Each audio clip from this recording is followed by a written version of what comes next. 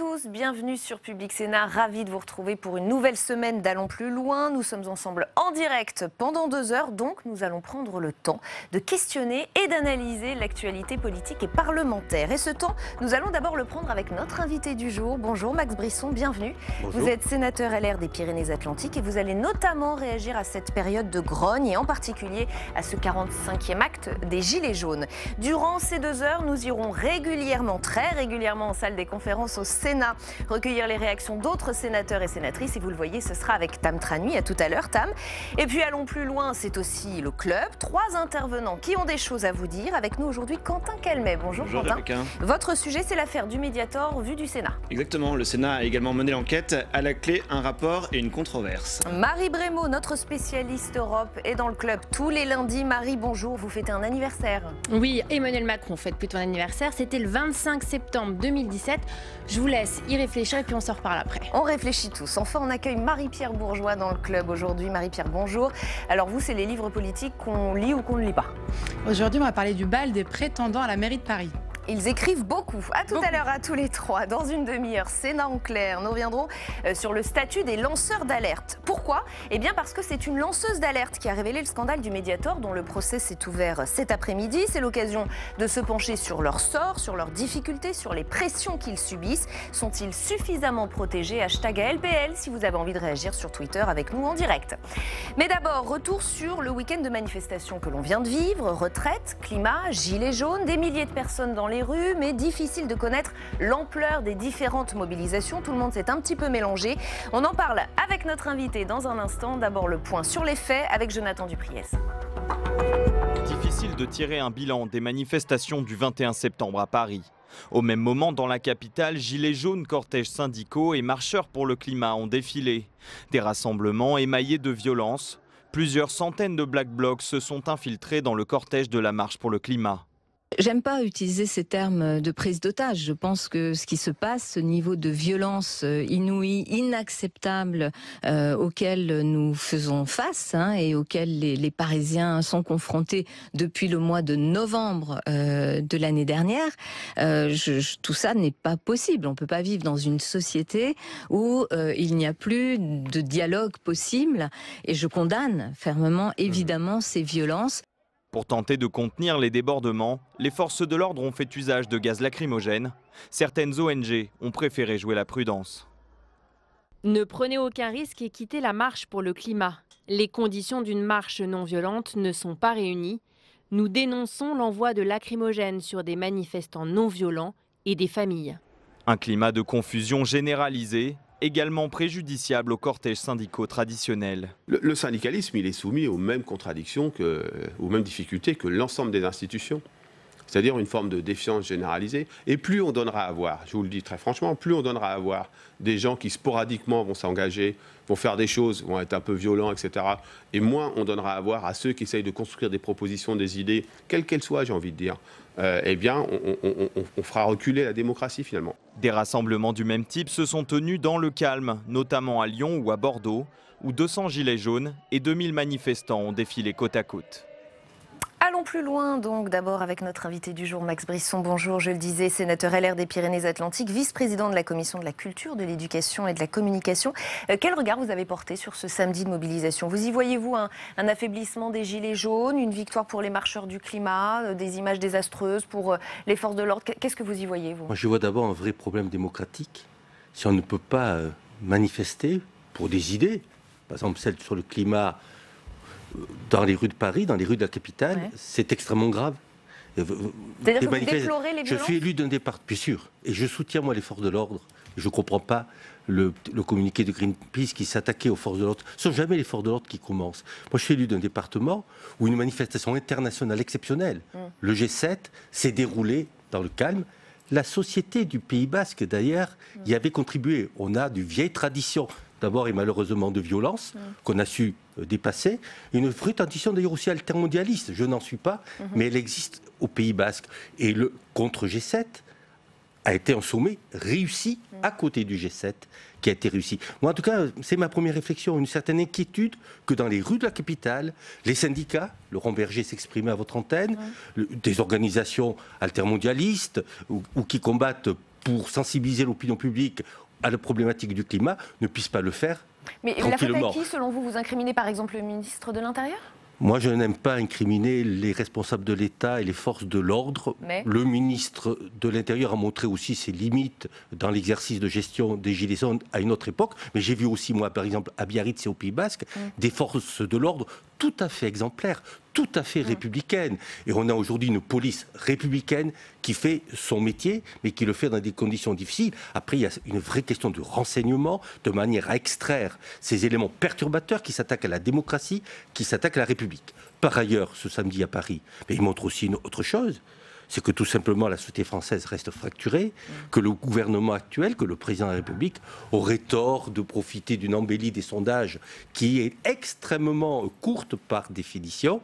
Aujourd'hui, les fractures du pays demeurent et ce samedi, on annonce toujours des grands soirs qui se produisent rarement et quand ils se produisent, c'est qu'on ne les a pas annoncés. Donc je ne sais pas comment les choses vont bouger, comment elles vont évoluer. Par contre, ce que je sais, c'est que la fragilité du tissu social, la fragilité et la force des fractures de notre pays, en particulier dans les territoires, elle demeure et que le gouvernement devrait y apporter des réponses au plus vite. Et sans souci. Max Brisson, vous restez avec nous, vous allez réagir si vous le souhaitez aux différents thèmes Plaisir. de nos chroniqueurs. C'est l'heure du club d'Allons plus loin.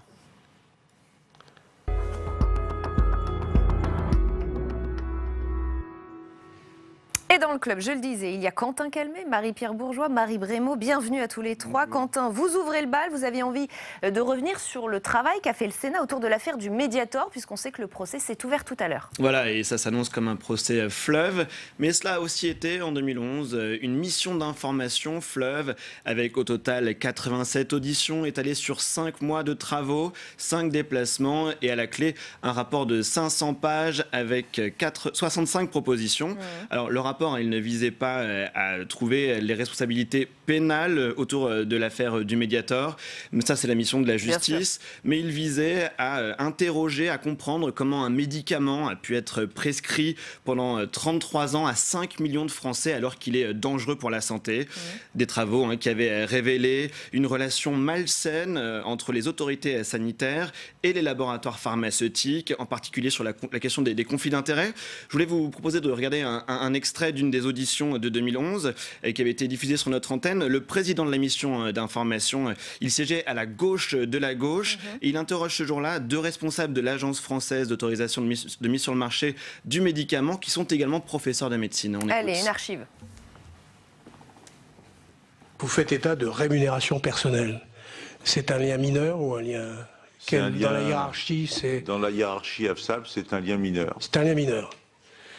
Alors qu'est-ce qu'il faut pour avoir un lien majeur alors? Il faut avoir des parts. Des parts. Il faut faire partie du conseil d'administration, il faut faire partie d'un board, il faut faire partie des instances décisionnelles.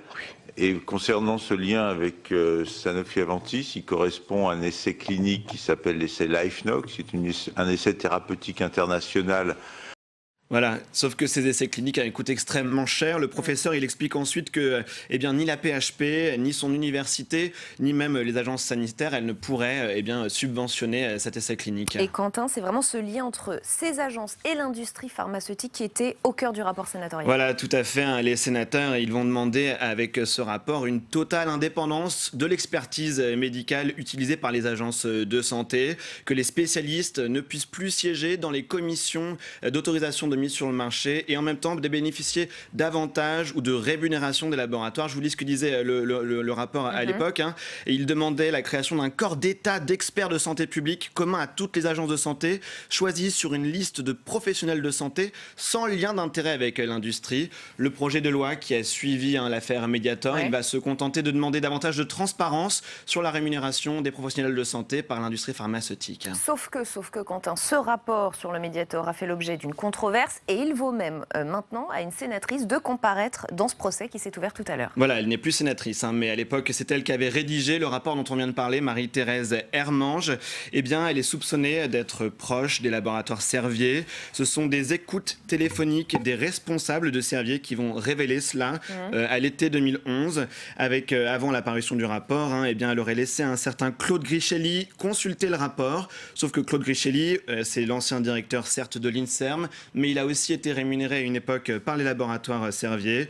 Dans la conversation enregistrée qu'on puisse procurer à l'époque la presse, eh bien, on entend le numéro 2 de Servier dire dans cet échange avec Klaus Grichelli, eh bien oui, est-ce que vous avez pu regarder le rapport? Il dit oui, j'ai regardé le rapport qu'elle a pondu, j'ai pu regarder les phrases clés importantes qui concernaient la responsabilité de Servier. Il dit même, j'ai fait changer pas mal de choses.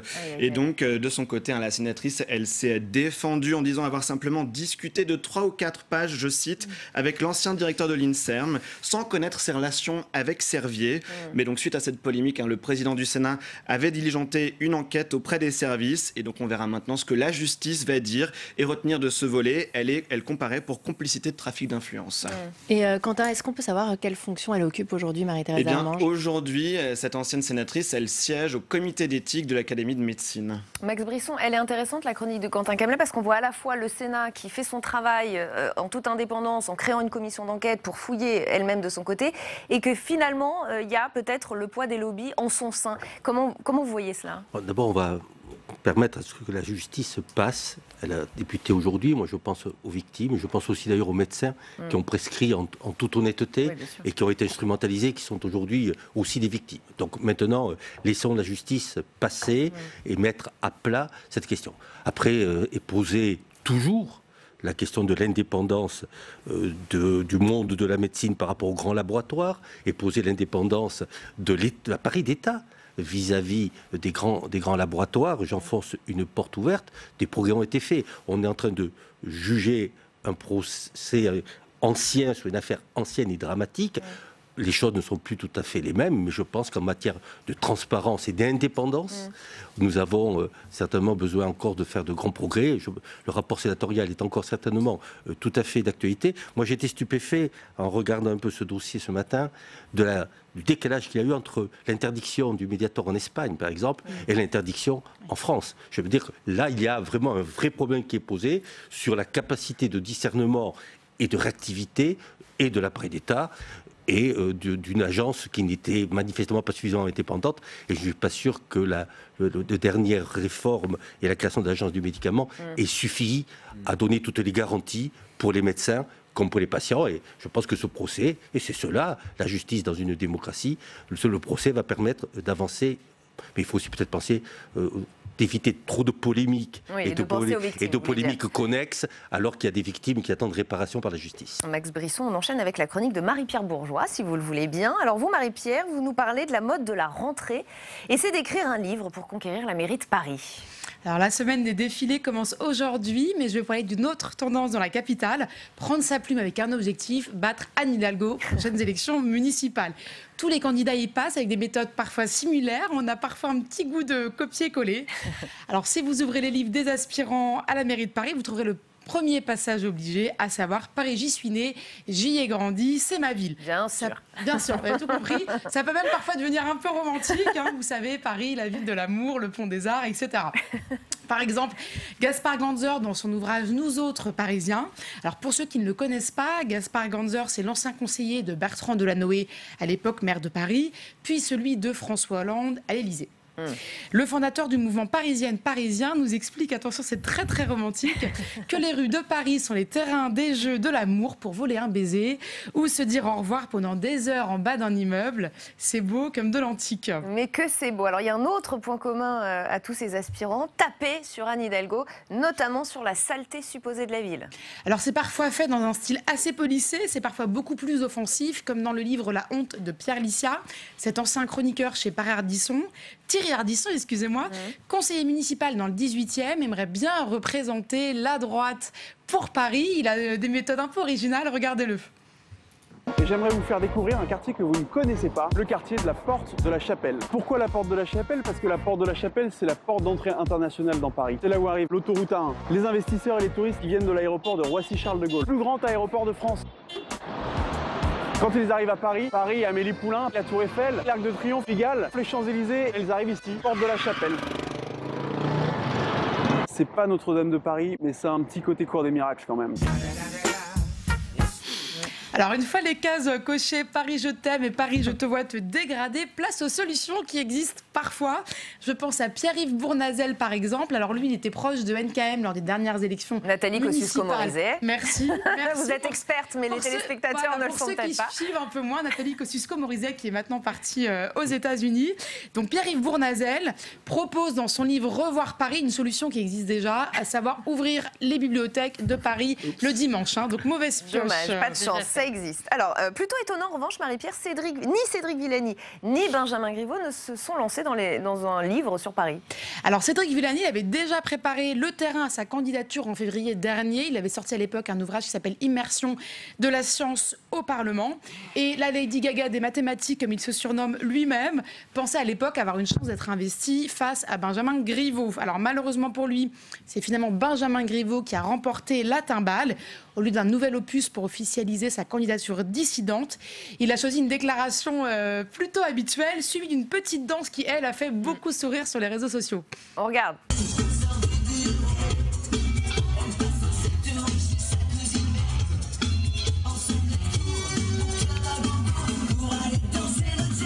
Bon, ne soyons pas trop sévères. Allez, on va dire qu'il est meilleur en maths, c'est tout. Ouais, on va dire que le jerk, c'est pas trop son truc. Et ce qui est plutôt drôle, c'est que Cédric Villani disait qu'il adorait faire du pogo quand il avait 15 ans. Donc bon, les 15 ans sont peut-être un peu loin. Et puis on est loin du pogo aussi. On est loin du pogo. Et puis vous le disiez aussi, Rebecca, Benjamin Griveaux n'a pas non plus pris la plume. Pourtant, il peut être très inspiré. Il avait eu cette phrase mère, c'est l'anagramme d'aimer, avait-il dit à plusieurs reprises. Donc c'est beau comme du Céline Dion.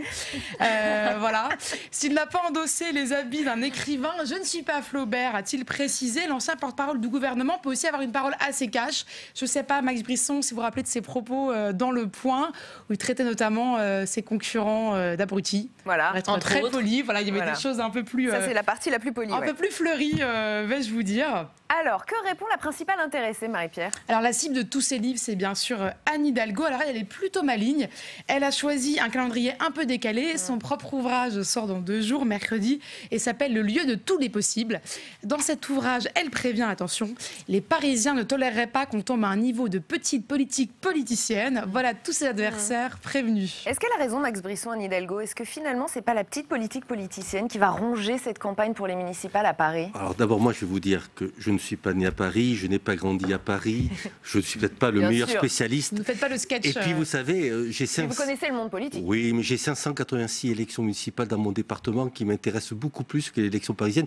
Et j'espère qu'on va parler des 35 000 élections on en parlera municipales qui vont avoir lieu en France. Et je crains malheureusement que le tropisme métropolitain, on parlait de la crise des Gilets jaunes, l'emporte aussi au moment des élections. Pensons qu'il y aura 35 000 élections municipales et que même dans un moins de petits villages, elles sont aussi importantes que dans la capitale. Une fois que je vous ai dit... Pardon ? Vous craignez qu'il y ait ce zoom sur Paris, on l'a point de focalisation. toujours eu, vous savez, il y a eu des périodes où la victoire à Paris a caché des défaites électorales dans tout le reste de la France. Et ce n'est qu'au moment des élections sénatoriales qu'on s'est aperçu que la droite ou la gauche n'avait pas autant gagné l'élection municipale qu'on le pensait. Certes, Paris était passé à gauche, par exemple, mais ce n'était pas le cas dans le reste du pays. Donc nous, au Sénat, nous regarderons toutes les élections. Et je pense que la chaîne des territoires qui est Public Sénat fera en sorte aussi de penser aux élections municipales dans le reste du pays. Il y aura des élections municipales à Lyon, il y aura des élections municipales à Marseille, à Bordeaux ou à Paris, mais aussi, vous savez, à Coubluc, dans mon département, 25 habitants, et qui seront pour les habitants de ce village tout aussi importants que les municipales parisiennes. Après, la littérature, vous savez, moi, je n'ai pas écrit un livre, mais j'avais fait un petit opuscule de 64 pages lors des municipales 2014 à Biarritz, et j'ai été battu. Donc, ce n'est pas obligatoirement ce qui apporte le succès.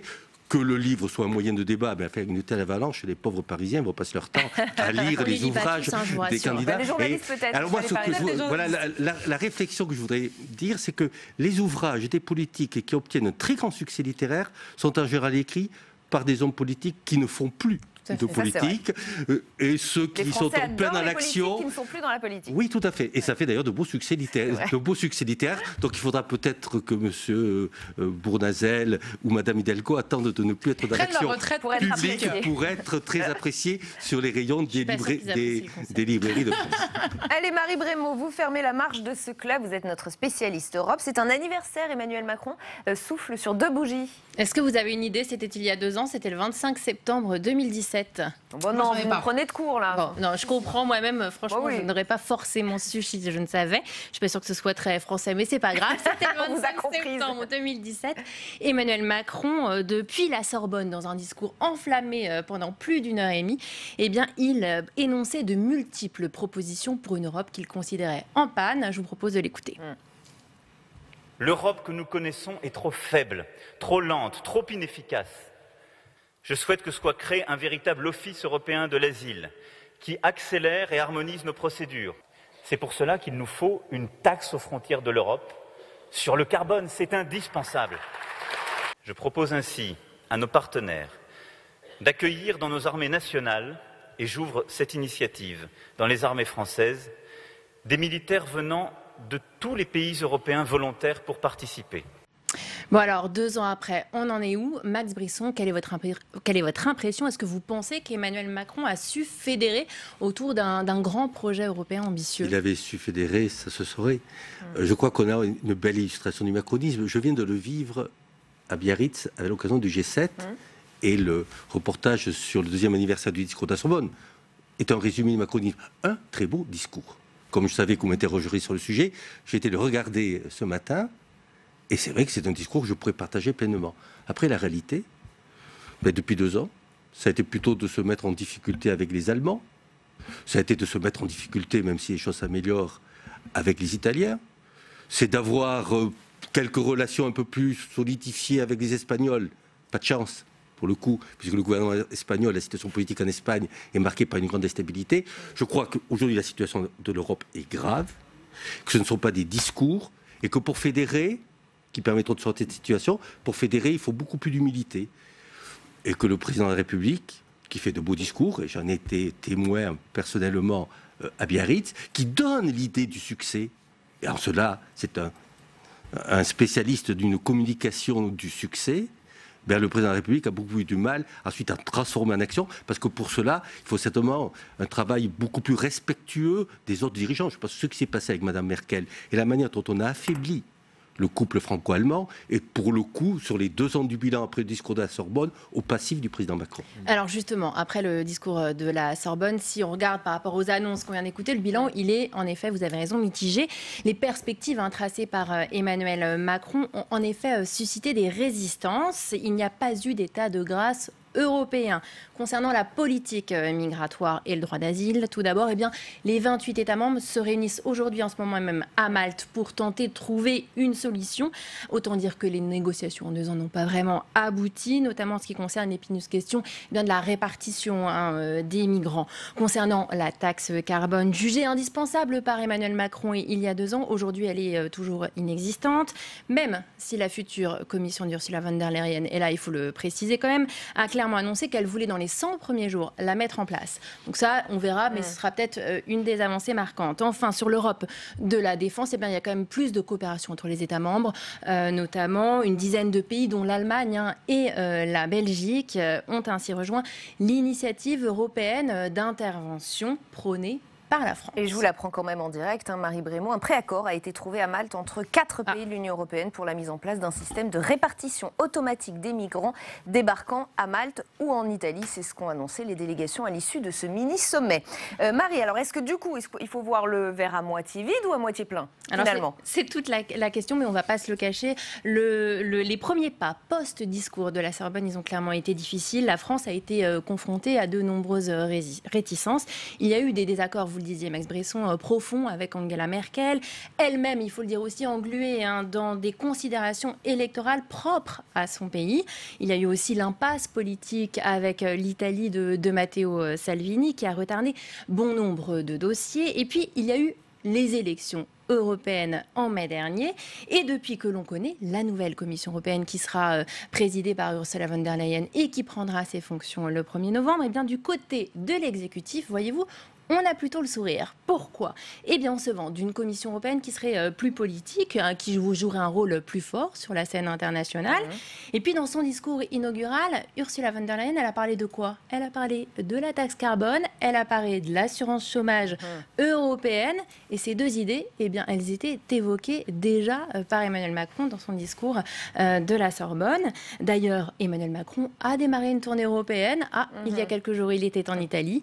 Il sera bientôt en Belgique, en Allemagne et en Finlande pour toujours vendre ses idées et convaincre ses partenaires européens. Donc, bilan mitigé jusqu'ici, mais ça pourrait s'améliorer, on surveillera ça. Mais dans le verre à moitié vide, vous avez oublié aussi l'entrée fracassante de Madame Loiseau dans les instances européennes et son arrivée au Parlement européen. Quand je parlais de la nécessité d'un peu plus de modestie, surtout quand on est la France et qu'on connaît un peu l'histoire de notre pays et d'une approche plus dans le consensus. Je pense que le discours de la Sorbonne, c'est une bonne feuille de route. Je vous l'ai dit, il y a là une ambition pour l'Europe et que la nouvelle présidente de la Commission reprenne les éléments. Vous savez, ce qui est écrit dans le discours de la Sorbonne, ça peut fédérer tous les Européens et ça peut être une belle feuille de route pour la présidente de la Commission.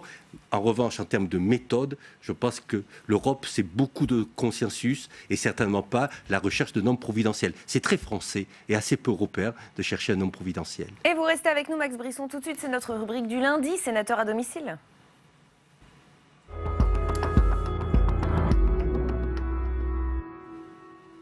Et le sénateur que les équipes de Public Sénat ont suivi cette semaine, c'est vous, Max Brisson. Béatrice Finzan vous a accompagné toute une journée dans votre circonscription avec comme fil rouge un sujet qui vous tient à cœur, c'est l'apprentissage de la langue basque comme ciment de l'identité territoriale, une identité qui se transmet de génération en génération. On va en parler ensemble dans un instant. Je vous laisse d'abord découvrir le reportage de notre journaliste Béatrice Finzan. Écrire ou parler en euskara, une évidence dans cette famille basque. C'est automatique. Quand les autres disent je parle qu'une langue, nous on est là, nous on en parle deux, voilà. Depuis qu'on est petite. Et puis les gens ils sont impressionnés de voir qu'on parle aussi bien le basque que le français. Jeanne et Louise ont fait toute leur scolarité en école immersive.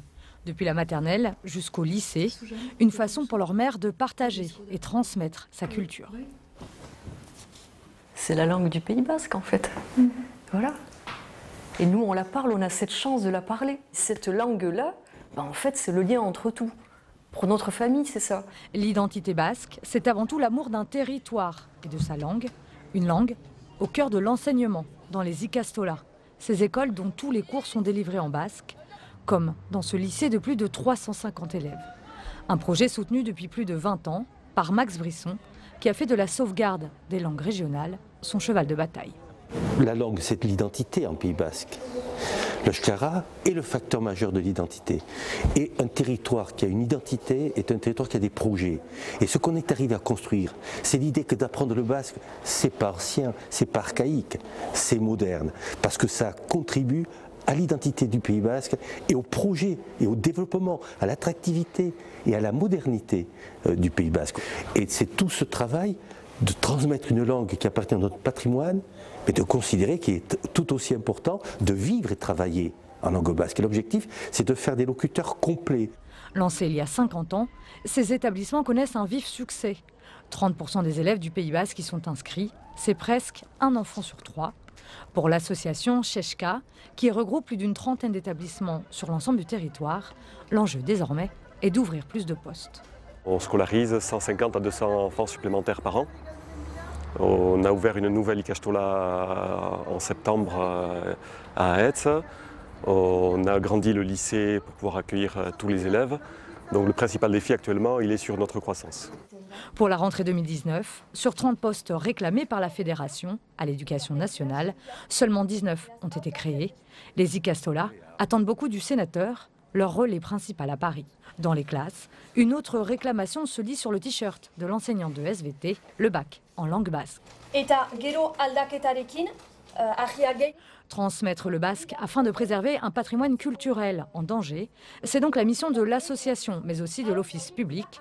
Sur le territoire, écoles immersives publiques ou privées travaillent de concert, alors que s'ouvrent aussi des écoles destinées aux adultes soucieux de s'intégrer au mieux à leur territoire. Alors, on va aller un petit peu plus loin avec vous, Max Brisson. Je ne vais évidemment pas vous demander de répéter pourquoi c'est important pour vous. Peut-être quand même quelques questions. Cette identité régionale que vous voulez forte, que vous revendiquez, est-ce que pour vous, elle est compatible avec une identité nationale forte également? Est-ce que pour vous, les deux peuvent s'imbriquer et se conjuguer? Rassurez-vous, les enfants qui sont dans les ikastolas ou dans les écoles publiques ou privées catholiques en section bilingue, ils parlent parfaitement le français.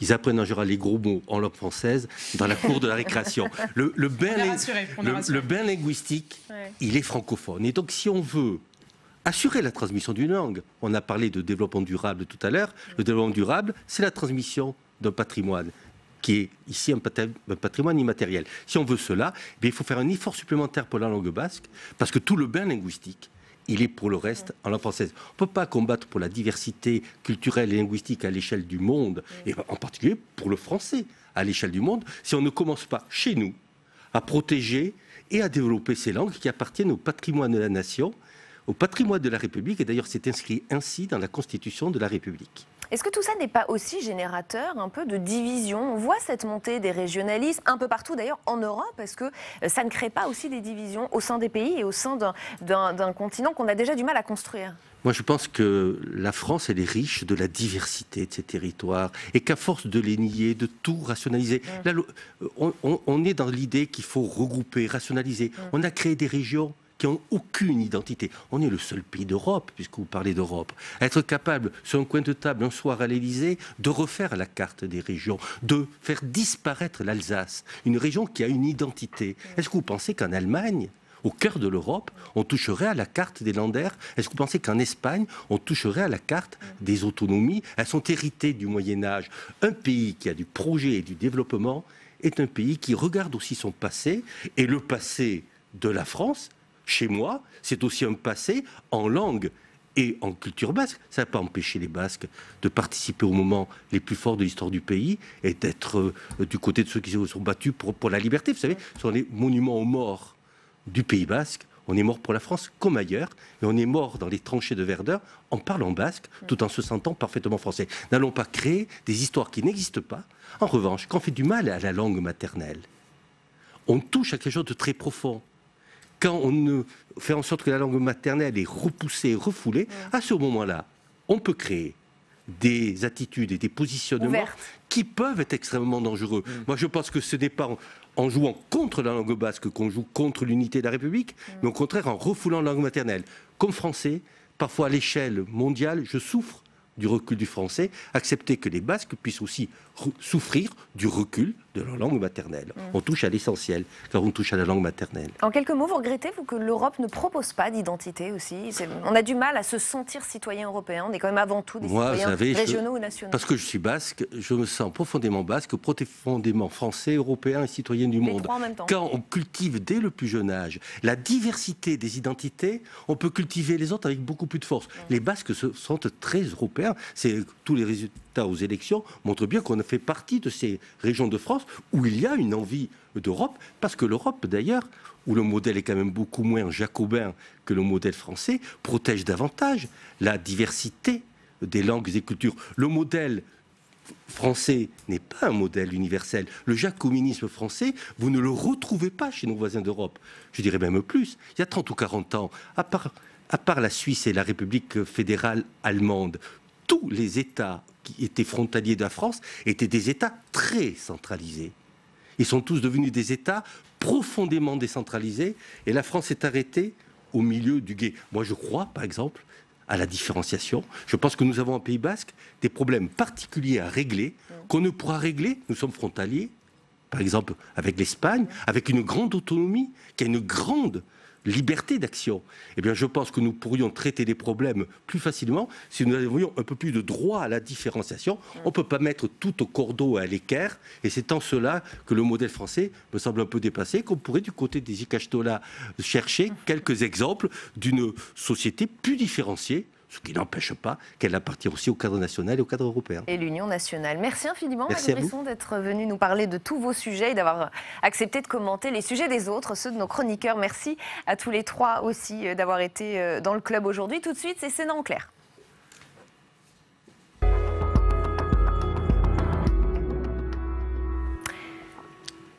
Sénat en clair, consacré cet après-midi aux lanceurs d'alerte. Lanceurs d'alerte, la définition n'est peut-être pas très claire pour vous. On va vous expliquer ce que c'est, notamment au travers du cas d'Irène Frachon. C'est elle qui a permis d'alerter sur le Mediator, dont le procès a commencé. On en parlait avec Quentin il y a un instant. Mais être lanceur d'alerte n'est pas sans conséquences. On va en discuter avec nos invités après les premières explications de Sandra Cerquera. Leur nom et leur visage sont moins connus que les scandales qu'ils ont fait éclater. Sans Stéphanie Guibault, pas d'affaire UBS. Ces informations fournies au fisc ont permis de faire condamner la banque pour fraude. Le fait qu'UBS soit reconnu là-dessus, c'est énorme, notamment pour les lanceurs d'alerte qui sont derrière moi, parce que si effectivement ça peut servir de jurisprudence, ça peut servir pour les autres, que mon cas serve vraiment. Sans Antoine Deltour, pas de LuxLeaks. En 2012, il avait fait fuiter des milliers de documents, autant de preuves de l'évasion fiscale des multinationales comme Apple ou Ikea. Ils ont lancé l'alerte en dénonçant le système pour lequel ils travaillaient. C'est lui qui a permis donc d'apporter la preuve que des grandes multinationales ne payent pas d'impôts. En France, c'est entre 60 et 80 milliards d'impôts qui disparaissent des poches de l'État.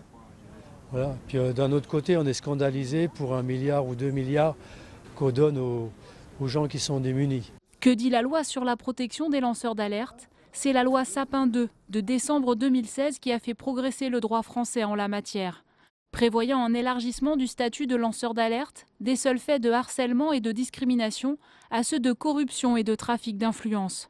Une avancée, mais les lanceurs d'alerte estiment que la loi ne les protège pas assez. La loi exige en effet d'alerter d'abord sa hiérarchie. Or, la hiérarchie peut être impliquée dans les faits dénoncés par le salarié, ce qui peut le mettre en difficulté ou créer un risque de destruction de preuves.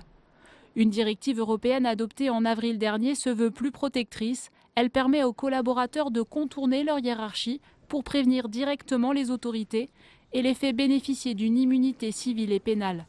Une directive qui doit encore être transposée en droit français, une procédure qui pourrait prendre jusqu'à 2 ans. Voilà, un sujet bien complexe et on va prendre le temps d'en parler avec nos invités. Avec nous pour Sénat en clair, Emmanuelle Amar, bienvenue. Vous êtes directrice du registre des malformations en Rhône-Alpes et vous êtes vous-même lanceuse d'alerte du scandale qu'on a appelé les bébés sans bras. Bienvenue. Olivier Babot, bienvenue à vous également. Vous êtes président fondateur de l'Institut Sapiens et professeur à l'Université de Bordeaux. Jean-Philippe Fogel, bienvenue, doctorant en droit public, spécialiste de l'encadrement juridique des lanceurs d'alerte et coordinateur de la Maison des lanceurs d'alerte. Patrice Grenier, bienvenue à vous également. Bonsoir. Vous êtes avocat au barreau de Paris, spécialiste en droit des affaires et fondateur du cabinet Grenier Avocats. Merci à tous les 4 d'avoir accepté notre invitation. Alors, les questions de ce débat, les lanceurs d'alerte sont-ils bien protégés? Sont-ils suffisamment reconnus? Avant d'avoir vos avis à vous de spécialistes, je voudrais quand même l'avis de celle qui vit cette situation. Emmanuelle Amar, vous, est-ce que vous vous sentez suffisamment reconnu, suffisamment protégé? Oui, oui. Je vous dis ça maintenant parce que j'ai pu observer cette protection s'exercer, puisque nous avons dans un premier temps reçu une lettre de licenciement qui a été levée par le ministère. Donc je peux dire que jusqu'à présent, on se sent protégé. Mais on est peut-être dans un cadre différent parce que notre métier, c'était justement l'alerte. C'est à la différence des lanceurs d'alerte d'entreprises qui vont se mettent en porte-à-faux, parfois même avec leur hiérarchie pour dénoncer quelque chose qui leur semble contraire ou à leur éthique ou présenter un risque pour la santé publique. Nous, notre travail, c'est justement d'évaluer le risque et quand on est face à une impasse, on ne sait pas ce qui se passe, alors là on signale, c'est notre rôle d'alerter. Alors je voudrais vous citer une autre lanceuse d'alerte qui a évidemment une autre opinion que la vôtre, Stéphanie Gibault, qui est à l'origine de la condamnation de la banque UBS pour fraude. Elle a été interviewée par France 2 et elle nous dit ceci: depuis 7 ans et demi, je ne travaille plus, j'ai mis 1 an et demi à me remettre de la dépression et de toutes les pressions que j'ai subies. J'ai cherché du travail sans jamais avoir de réponse, donc c'est 450 € de minima sociaux. Olivier Babot, est-ce qu'il n'y a pas un problème dans la protection, la reconnaissance de ces lanceurs d'alerte? C'est vrai que depuis Internet en fait et depuis le numérique, l'information est beaucoup plus ouverte. Donc on pourrait dire que les cas de dénonciation, évidemment, existent beaucoup plus qu'avant. Effectivement, on peut penser à Snowden, on peut penser à des cas comme ça, parce que, on pourrait dire, quelque part, le carcan médiatique n'est plus le même. Il n'y a plus, des filtres qui étaient extrêmement rigoureux quand même de la presse. On pouvait arriver à museler beaucoup plus facilement. Aujourd'hui, c'est plus possible. En revanche, la protection des personnes, c'est-à-dire leur capacité après à être protégées après leur révélation, là, il y a eu des progrès. Avec la loi Sapin 2 notamment, mais on voit bien que dans certains cas, ça reste très difficile, parce qu'à un moment donné, quand vous avez un travail dans un secteur donné, si vous avez été délateur, vous avez lanceur d'alerte plutôt. Oui, c'est terrible comme mot délateur. En anglais, on dit whistleblower. Vous savez, vous avez celui qui a sifflé, il a sifflé un peu comme l'arbitre, donc c'est un peu plus noble. Celui-là, il aura toujours du mal à trouver, parce qu'il y a quand même une sorte de présomption de déloyauté. Oui, de traîtrise. Et qui est assez terrible, de traîtrise, exactement. Jean-Philippe Fogel. Oui, je souscris totalement à ça. Alors, un des vrais soucis, je suis désolé de rentrer tout de suite dans le vif du sujet sur le plan juridique. Je pense que le vrai souci aussi, c'est que la loi Sapin 2 fonctionne essentiellement sur le juge. Avant la loi Sapin 2, il y avait déjà une possibilité de protéger les lanceurs d'alerte via la jurisprudence de la Cour européenne des droits de l'homme, parce que le lanceur d'alerte, c'est avant tout de l'usage de la liberté d'expression. La loi Sapin 2 a un peu clarifié les modalités d'accès au statut de lanceur d'alerte, même si ce n'est toujours pas satisfaisant, notamment parce que le lanceur d'alerte doit d'abord saisir son employeur. Mais le vrai souci qu'on constate aussi, notamment à la maison des lanceurs d'alerte, c'est que souvent la décision qui reconnaît un lanceur d'alerte, qui réinstaure le lanceur d'alerte dans ses droits, elle intervient souvent trop tard. Et entre-temps, le lanceur d'alerte se retrouve évidemment dans une situation de grande précarité financière. Et je voulais signaler que sur ce plan, le Conseil de l'Europe va proposer très bientôt, donc le 1er octobre, l'instauration d'un fonds de soutien aux lanceurs d'alerte qui serait alimenté par toutes les amendes infligées aux entreprises qui ne respectent pas les procédures d'alerte, ce qui semble aller dans le bon sens. On y vient aux entreprises. Patrice Grenier. Oui. Non, mais je crois qu'effectivement, les mots ont une importance, la terminologie. Enfin, on parle de dénonciation, de délation, et il y a eu tout un travail fait dans les entreprises, donc bien avant Sapin 2, et évidemment depuis Sapin 2, d'identification des termes, parce qu'en fait, dans une entreprise, ce qui est important, c'est de construire un système en interne qui fonctionne.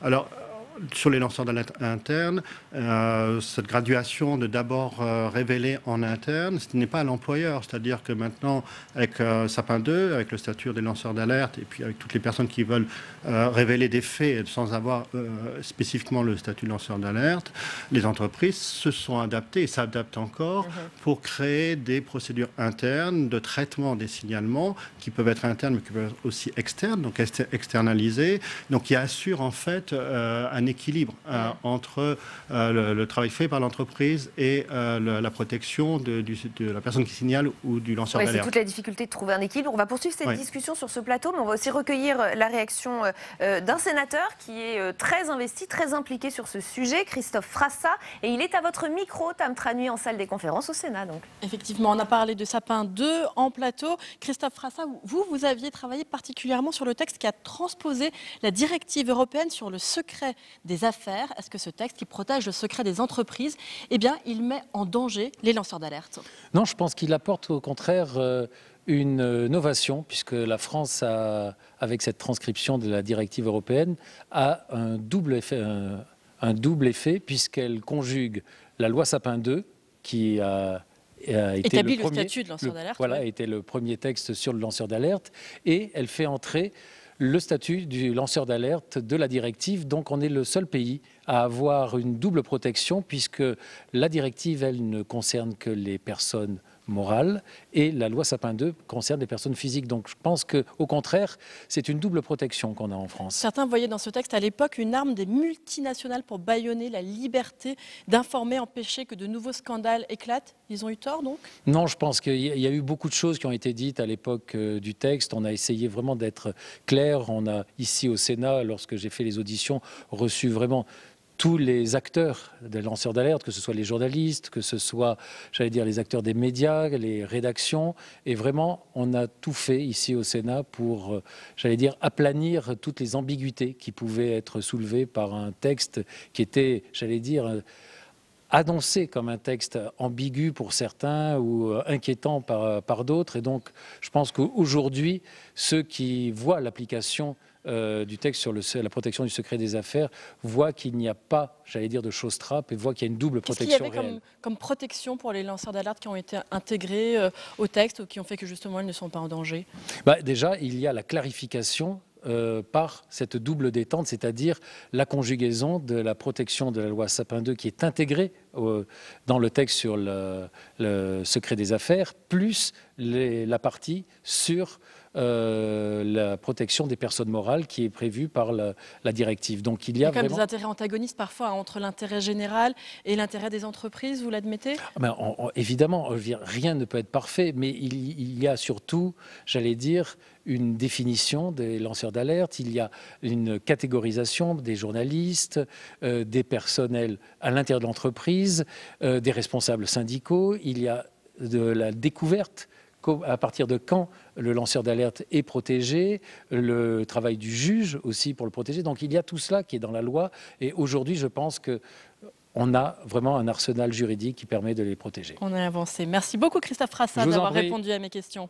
Et pas sûr que tout le monde soit d'accord sur ce plateau. On va tout de suite faire réagir. Merci Tam et à tout à l'heure. Vous êtes d'accord? On a tout ce qu'il faut aujourd'hui dans la loi. Emmanuel Lamarque, est-ce que vous inspire ce que vient de nous dire le sénateur? Alors, je ne pourrais pas me permettre de parler de la loi, mais de mon expérience personnelle ou même celle d'Irène Frachon que j'ai rencontrée, avec qui on a discuté. Dans l'alerte, il y a plusieurs choses. Il y a l'émetteur d'alerte, il y a le média. Comment on alerte, et puis il y a le récepteur. La question de l'alerte, elle n'est pas si difficile que ça quand il s'agit de professionnels de santé qui ont suffisamment d'éléments pour signaler. Le problème, c'est qu'est-ce qu'on en fait de ce signalement? Et c'est ça le problème pour nous, et c'est le problème auquel Irène Frachon aussi, dans l'affaire Mediator, s'est heurtée. C'est le problème des agences. Et quand on est dans un péril imminent, c'est très difficile. Par exemple, on va prendre l'affaire des bébés nés sans bras.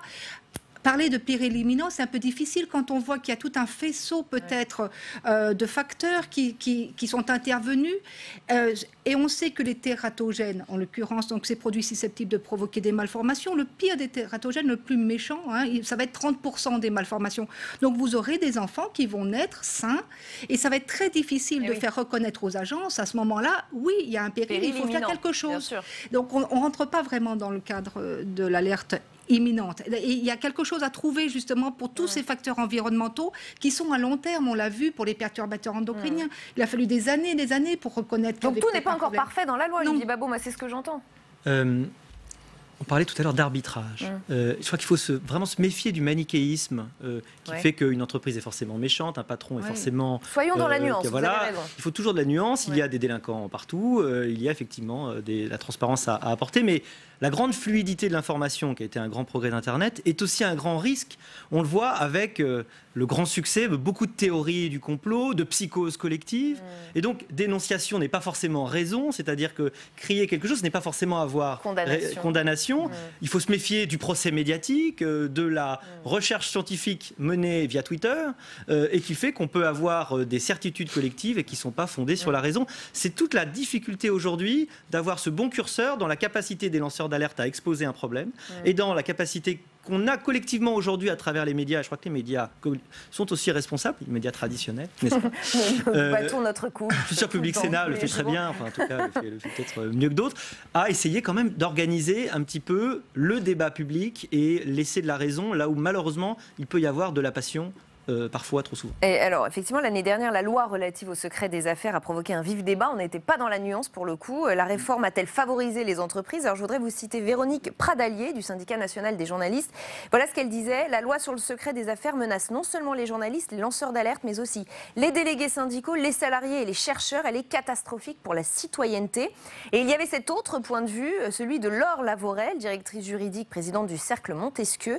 Et elle nous disait, les entreprises sont très souvent démunies pour protéger leur savoir-faire et leurs informations commerciales. On a l'impression, Jean-Philippe Fogel, d'opposer deux univers, et c'est un peu le pot de terre contre le pot de fer, effectivement, avec un peu le gentil d'un côté, le méchant de l'autre.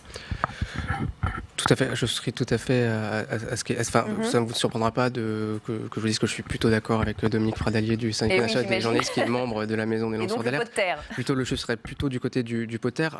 Sur la question de la directive secret des affaires, je pense qu'il ne faut peut-être pas oublier que, contrairement à ce qui a pu être dit, elle n'a pas instauré un statut du lanceur d'alerte, c'est-à-dire qu'on a instauré de nouvelles possibilités de poursuivre les personnes qui révèlent des informations pour violation du secret des affaires, et on a instauré, sous la pression des syndicats de journalistes, parce qu'au début, la directive secret des des affaires ne prévoyait pas du tout d'exception.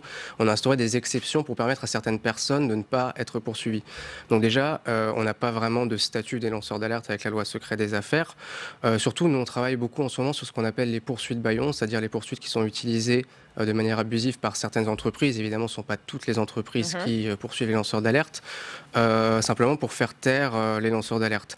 Évidemment, dans beaucoup de cas, il y a des possibilités. Dans beaucoup de cas, il y a des secrets de fabrication qui peuvent fuiter, qui peuvent d'ailleurs fuiter aussi anonymement. Souvent, les personnes les plus malines, on va dire, sont capables de le faire fuiter anonymement et ne seront jamais victimes de poursuites. Voilà, exactement.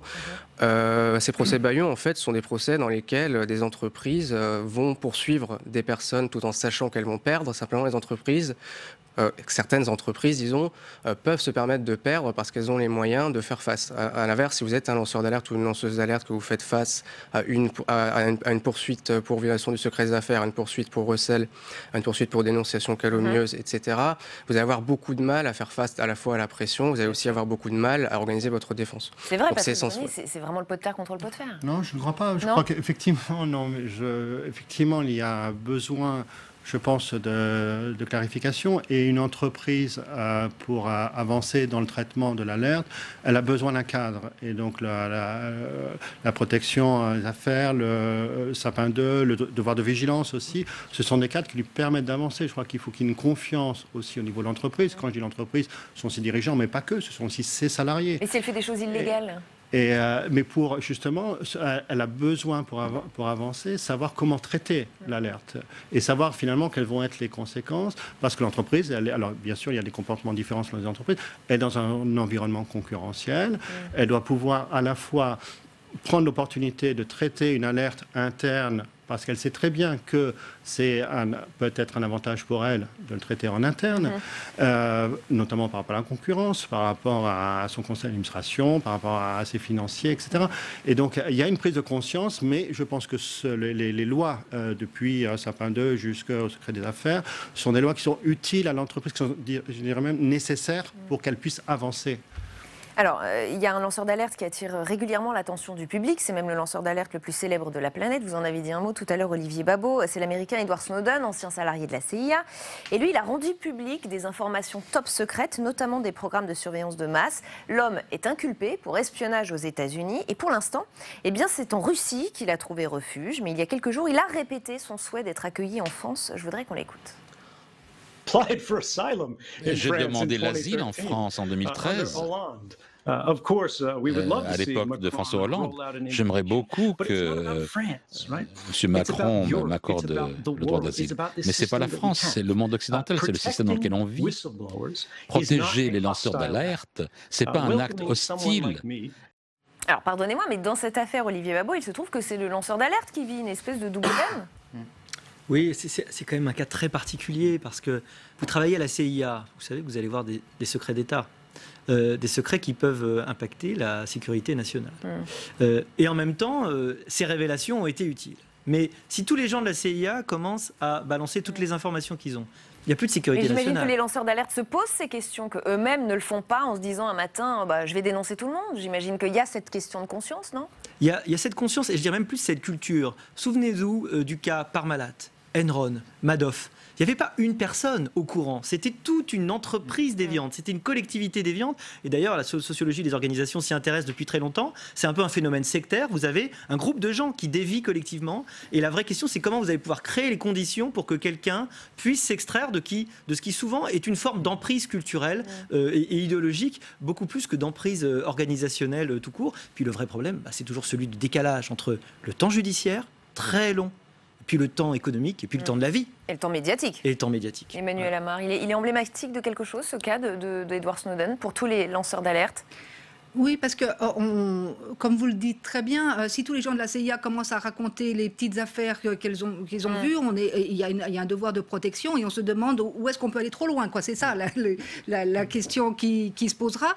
Et je dirais, il est emblématique dans la mesure où il n'y en a qu'un seul. Donc peut-être que s'il n'y en a qu'un seul, c'est que c'est intéressant parce que ça montre qu'il n'y a pas tant de gens qui ont envie de mettre sur la oui, c'est ça, on peut avoir confiance en ses salariés. Oui, on peut avoir confiance en ses salariés. Ce que vous disiez tout à l'heure à propos des alertes et de la médiatisation qui peut donner lieu aussi à des alertes totalement farfelues et à faire de l'alerte quelque chose de totalement banal qui sera contre-productif pour la véritable les vrais alerte. lanceurs d'alerte. Donc ce que je dirais, c'est que on en parlait juste avant, des alertes farfelues, moi j'en ai tous les jours. L'alerte que nous avons faite au sujet de ces bébés, c'est au bout de plusieurs années. Je rappelle que les premiers cas sont de 2010, 2014 alerte. Et il ne s'agit pas d'une alerte auprès des pouvoirs publics, mais la médiatisation a eu lieu en 2018. Et ce n'est pas une alerte qui émane d'une personne, mais d'un groupe de scientifiques, des professeurs d'université. Nous sommes tous des agents de la fonction publique. Moi-même, je suis agent de la fonction publique hospitalière, d'un CHU. Donc, je pense que l'exigence de sérieux, elle était réunie là. Et pour autant, nous n'avons pas abouti.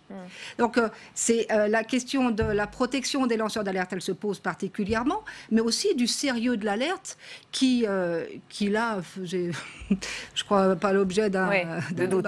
Patrice Grenier. Oui, je suis assez d'accord. D'ailleurs, en entreprise, alors pour les lanceurs d'alerte entreprise, vous vous rendez compte souvent que la personne qui est le lanceur d'alerte révèle des faits qui sont connus à l'intérieur de l'entreprise par certaines autres personnes. Donc, il y a... Voilà, c'est bien l'alerte, c'est bien un lanceur. Mais c'est pas une personne qui connaît et qui est seule à connaître une vérité ou à prétendre connaître une vérité. Donc je rejoins assez effectivement cette analyse-là. Pierre Farge, avocat au barreau de Paris, dans le journal La Tribune, a réagi au fait que la France ait refusé la demande d'asile d'Edward Snowden. Et je vais vous faire réagir à cela, Jean-Philippe Fogel. Je dis juste, voilà ce qu'il a dit. Depuis 6 ans, la France, pays des Lumières, laisse à la Russie le privilège de la liberté d'expression. Est-ce que vous aussi, ça vous pose question que la France refuse ? Oui, tout à fait. La France n'a pas exactement refusé l'asile, elle lui a refusé l'entrée sur le territoire. C'est d'ailleurs la deuxième fois, on lui a déjà refusé l'entrée sur le territoire en 2014. Évidemment, ça pose question. En même temps, on n'est pas tout à fait surpris dans la mesure où, en réalité, ce qui s'est passé au moment des révélations Snowden, la réaction de la France a été d'abord de dénoncer ce qu'a fait les États-Unis, puis petit à petit, ça a été aussi de dire finalement pourquoi est-ce qu'on ne fait pas aussi la même chose. Donc, je pense que le fait d'avoir Edward Snowden sur le territoire français poserait un certain nombre de questions. Et de se fâcher avec les États-Unis. Ceci étant, Edward Snowden a le droit d'asile en France. C'est-à-dire que si vous regardez les critères qui sont impliqués par la Convention de Genève, juridiquement, c'est un combattant de la liberté. C'est une personne qui risque des traitements inhumains et dégradants dans son pays d'origine. On peut penser au cas de Chelsea Manning qui s'est retrouvée en isolement pendant 3 à 4 années, qui n'a pas eu accès à un procès équitable, qui a été condamnée à plus de 40 ans de prison sans pouvoir prouver qu'elle avait agi de bonne foi. Edward Snowden a lancé un débat mondial sur la surveillance. Donc c'est une personne qui pourrait avoir l'asile, simplement il faut qu'elle puisse accéder au territoire français, ce qui est tout le nœud du problème. Si vous n'accédez pas au territoire, vous ne pouvez pas demander l'asile. Il nous reste quelques secondes, Patrice Grenier. Oui, effectivement, d'où l'interdiction de l'entrée sur le territoire pour pas qu'il puisse demander déposer une demande d'asile. Ceci dit, il y a une procédure spécifique aussi, exceptionnelle, qui permettrait, juridiquement, il y a quand même possibilité, si la France le souhaite, de rentrer dans une procédure de reconnaissance de son statut sans qu'il entre sur le territoire. On voit bien en tout cas que le statut du lanceur d'alerte est encore pas tout à fait clair et bien ancré dans les textes. Merci à tous les 4 d'avoir participé à ce premier débat. Dans un instant, la suite d'Allons plus loin. On accueillera nos invités du match des idées, confrontation de points de vue sur les questions économiques et sociales et notamment sur les secteurs aériens et touristiques en pleine mutation. C'était aussi un des sujets de l'interview politique de Bonjour chez vous. Ce matin, Oriane Mancini recevait Laurent Berger, secrétaire général de la CFDT. Regardez. Des compagnies françaises, Aigle Azur, XL Airways, connaissent de graves difficultés financières. Cette nuit, on a appris que Thomas Cook, entreprise britannique, était en faillite. Thomas Cook, c'est quand même 500 salariés en France. Est-ce que vous êtes inquiet ? Oui, je suis très inquiet. Alors, il y a plusieurs raisons à cela. Il y a d'abord la raison de l'action de consommation, d'une certaine manière. Et c'est l'illustration que sur beaucoup de sujets, il faut des politiques menées par ceux qui gouvernent. Il faut aussi que les personnes aient des pratiques qui soient vertueuses d'une certaine manière. Et je pense notamment pour les transports aériens. Quand la low cost sont sur le marché, évidemment qu'on sait que c'est dans des conditions sociales dégradées, etc. Donc, mais je suis très inquiet. Sur le transport aérien, regardez, prenons juste Aigle Azur qu'on n'a pas été capable pour l'instant de sauver. Aigle Azur, il va disparaître, malheureusement, en tout cas pour l'instant, même si moi je pense qu'il faut se battre pour une reprise et que je regrette qu'Air France ait dû jeter l'éponge. Il y a la moitié des créneaux d'Aigle Azur qui vont être remis sur le marché. Il y en a certains, ils vont être redistribués entre les compagnies d'Orly. Les autres, elles vont être remises sur le marché. Qui va les saisir? Les compagnies low cost. C'est-à-dire ça tire vers le bas. Et donc, le vrai modèle, c'est un modèle de développement de la qualité et du service. Et ce n'est pas un modèle low cost qu'il faut promouvoir. Et aujourd'hui, on est face à un double phénomène, y compris Thomas Cook, qu'on a pris dans la figure tous en se levant ce matin. C'est un phénomène de consommation, d'évolution des usages qui fait que ça met en difficulté les intermédiations. Et c'est l'impact de la révolution technologique du digital. Et puis, une question aussi de low cost qui est en train de pénétrer de plus en plus le transport aérien et les voyages.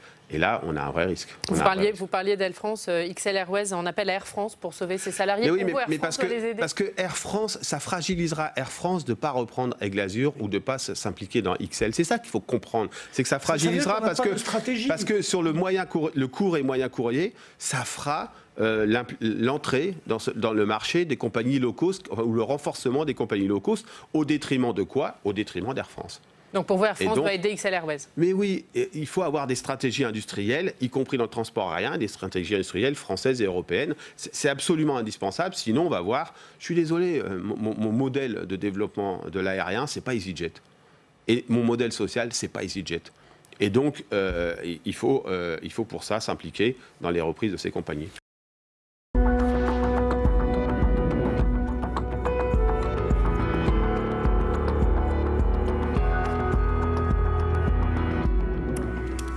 Bienvenue sur Public Sénat, merci à vous de nous rejoindre. Allons plus loin encore ce soir. Voici le programme. Dans le grand débat, nous reviendrons sur ce sommet de l'ONU en grande partie consacré au climat. Les dirigeants de la planète sont censés apporter des réponses concrètes pour tenir leurs engagements. Emmanuel Macron est sur place à New York, il se dit mobilisé, déterminé. Mais l'est-il suffisamment? Qui en fait le plus aujourd'hui finalement? Les politiques ou les citoyens? Hashtag ALPL si vous souhaitez réagir sur Twitter. Tout au long de l'émission, nous irons aussi en salle des conférences pour recueillir les réactions des sénateurs et sénatrices. Ce sera à votre micro, Tam Trani. Effectivement, et on va notamment parler des critiques d'Emmanuel Macron envers les marches pour le climat. Et ça sera avec Hervé Moret, président de la commission du développement durable ici au Sénat. À tout à l'heure, Tam. Avant tout cela, le match des idées, confrontation de points de vue entre Benjamin Correa et Jean-Marc Sylvestre. On va s'arrêter sur le cas du Britannique Thomas Cook, le plus vieux voyagiste du monde, 2 siècles d'existence. Et c'est fini, il fait faillite. Tout cela dans un contexte très morose pour le secteur aérien et touristique. Une mutation est en cours. Va-t-il y avoir beaucoup de casse? On va en parler avec nos invités après les premières explications de Cécile Sixou. Des vacances en Tunisie gâchées pour ces touristes britanniques, sommés de payer une deuxième fois leur hôtel pour pouvoir quitter les lieux. Ils avaient booké leur voyage avec l'agence Thomas Cook, mais la faillite cette nuit de l'entreprise et sa liquidation judiciaire immédiate les a laissés livrés à eux-mêmes. Nous prenons l'avion ce soir, mais nous ne savons toujours pas quelle est la situation, si nous allons pouvoir avoir notre vol. En gros, c'est du chantage. Vous payez ou vous ne partez pas. Les vacances, j'ai déjà payé. Moi, je ne suis pas responsable pour Thomas Cook. Le tour opérateur, concurrencé depuis plusieurs années par les sites de voyage à bas coût, s'est endetté. Cette nuit, l'entreprise, qui n'a pas trouvé les fonds pour rembourser ses créanciers, a mis la clé sous la porte. Au total, 22 000 personnes du groupe ont immédiatement perdu leur emploi, dont 9 000 au Royaume-Uni. Je tiens à m'excuser auprès de mes 22 000 collègues qui, je le sais, auront le cœur brisé. J'aimerais dire pardon à tous nos clients, ceux qui sont en vacances avec nous en ce moment. Il s'agit désormais de faire rentrer chez eux 600 000 voyageurs, dont 10 000 Français, la plus grosse opération de rapatriement depuis la Seconde Guerre mondiale. La majorité d'entre eux devraient être remboursés grâce à une directive européenne qui garantit les achats de voyages organisés. Et avec nous pour le match des idées ce soir, Benjamin Correa, bonsoir. Professeur de sciences économiques à Paris 13, membre des économistes atterrés. Jean-Marc Sylvestre, bienvenue, bonsoir. Éditorialiste économique, merci à tous les deux. Thomas Cook en faillite, Aigle Azur et XL Airways en grande difficulté. On a le sentiment, Benjamin Correa, que c'est tout un secteur qui est en train de se transformer. La une des Échos parlait d'une débâcle ce matin. La faute à qui? La faute à quoi selon vous? Eh ben, comme toujours, parce que c'est un phénomène complexe, il n'y a pas de cause unique. Hein. Bien sûr. Bon, ce qui est certain, c'est que depuis au moins une trentaine d'années, hein, en vérité, hein, depuis que la déréglementation du transport aérien a commencé, on a des crises absolument successives. Bon. Pour vous, cette mutation, elle date finalement d'une trentaine d'années? Ah oui, elle a commencé avec la déréglementation du transport aérien. Alors, je ne dis pas qu'il ne fallait rien faire, mais clairement, ce qu'on a fait, et ce qu'on a fait de manière répétée, si je peux dire, n'est pas la bonne solution. Parce que si on prend un tout petit peu de distance, des entreprises comme Cook, comme Aigle Azur ou comme XL Airways n'ont à peu près rien à voir. Et pourtant, on les trouve en même temps sur le pavé. Alors, pour Aigle Azur, on va dire, ils se sont lancés dans une politique un peu aventureuse, c'est-à-dire qu'ils se sont mis à vouloir faire des grandes lignes vers la Chine, etc. Bon, et ils n'ont pas réussi. Pour donc peut-être un pari perdu, un pari personnel perdu. Pour XL Airways, on ne peut pas dire ça. Bon. Donc, ce qui est vraiment par là derrière, c'est le fait que derrière les grandes compagnies installées, et qui, on le sait, ne sont pas à l'abri, hein, on a tremblé plusieurs fois pour Air France, du fait du non-respect de toutes les règles élémentaires, notamment en matière salariale, en matière tarifaire. On a un dumping. Par exemple, nos amis qataris, qui sont en France fort bien reçus, comme chacun sait, pour différentes raisons, exercent un dumping absolument notoire, obtiennent des lignes de manière préférentielle pour des motifs qu'on ignore. Bien. Par derrière, on a par exemple l'entreprise norvégienne qui a été recapitalisée 3 fois et qui est derrière la crise du low cost parce qu'elle a totalement bouleversé les conditions. Donc, clairement, on a vraiment besoin de voir plus clair et de réglementer ce secteur. Et de voir plus loin et d'avoir une vision. Et voilà, et de voir plus loin. Pareil pour Rapidement, on va laisser la parole à Jean-Marc. Jean-Marc Sylvestre. Que fait la police, quoi. En gros, que fait la réglementation? C'est un peu de la faute de la déréglementation. J'ai compris que ça date d'il y a une trentaine d'années. C'est vrai, Agatha Christie va d'ailleurs se retourner dans sa tombe quand elle va apprendre que Thomas Cook a mis la clé sous la porte. 2 siècles d'existence. Bien sûr, c'est la plus vieille entreprise de voyage du monde. Je crois que ça date, les difficultés datent effectivement d'une trentaine d'années, c'est-à-dire à un moment où le tourisme mondial a commencé à se développer, a commencé à exploser. Et il a explosé depuis une 15 ou 20 ans. Quand vous pensiez qu'il y a 30 ans, pardonnez-moi, mais le tourisme était réservé à quelques aristocrates qui avaient le temps de voyager, soit par bateau, soit par quelques avions qui volaient à un prix qui n'était absolument pas abordable au plus grand nombre. Aujourd'hui, vous avez quand même, depuis une dizaine d'années, la possibilité de faire le tour du monde ou même d'aller à New York pour 200 ou 250 $. Donc le tourisme a explosé. On est à peu près à 1 milliard en gros de tourisme aujourd'hui, ce qui est considérable. C'est 20% de la population mondiale. À des conditions qui sont abordables, ça, on ne peut pas le regretter. Alors, c'est vrai que ça a été facilité par la déréglementation. Il a fallu faire craquer un certain nombre de vieilles structures.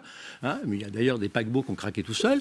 Mais il a fallu aussi que les entreprises elles-mêmes s'adaptent. Alors, les Américains se sont adaptés avec beaucoup de difficultés. On oublie une chose, c'est qu'il y a 20 ans, vous aviez énormément d'entreprises de transport aérien qui se sont mises sous le chapitre 11. Aujourd'hui, les compagnies aériennes américaines, il y en a 3 ou 4. Delta Airlines, par exemple, American Airlines et United Airlines font 77, les 3 ou 4 plus puissantes font 77% du marché. C'est pas le cas en Europe. L'Europe ne s'est pas réorganisée et restructurée. D'abord parce que l'Union européenne en matière de transport, elle n'existait pas très bien. Et aujourd'hui, eh bien, nous avons une crise d'adaptation. Thomas Cook ajoute à ça que son actionnaire principal n'a pas voulu recapitaliser pour cause de Brexit, parce que l'incertitude est telle qu'il ne peut pas forcément s'engager, mais c'est vrai que c'était géré à l'ancienne, comme était géré à l'ancienne Aigle Azur ou XL Airlines. Deuxième thème de ce match, messieurs, la grève SNCF qui commence ce soir, et qui va surtout perturber le trafic des intercités et des Transiliens.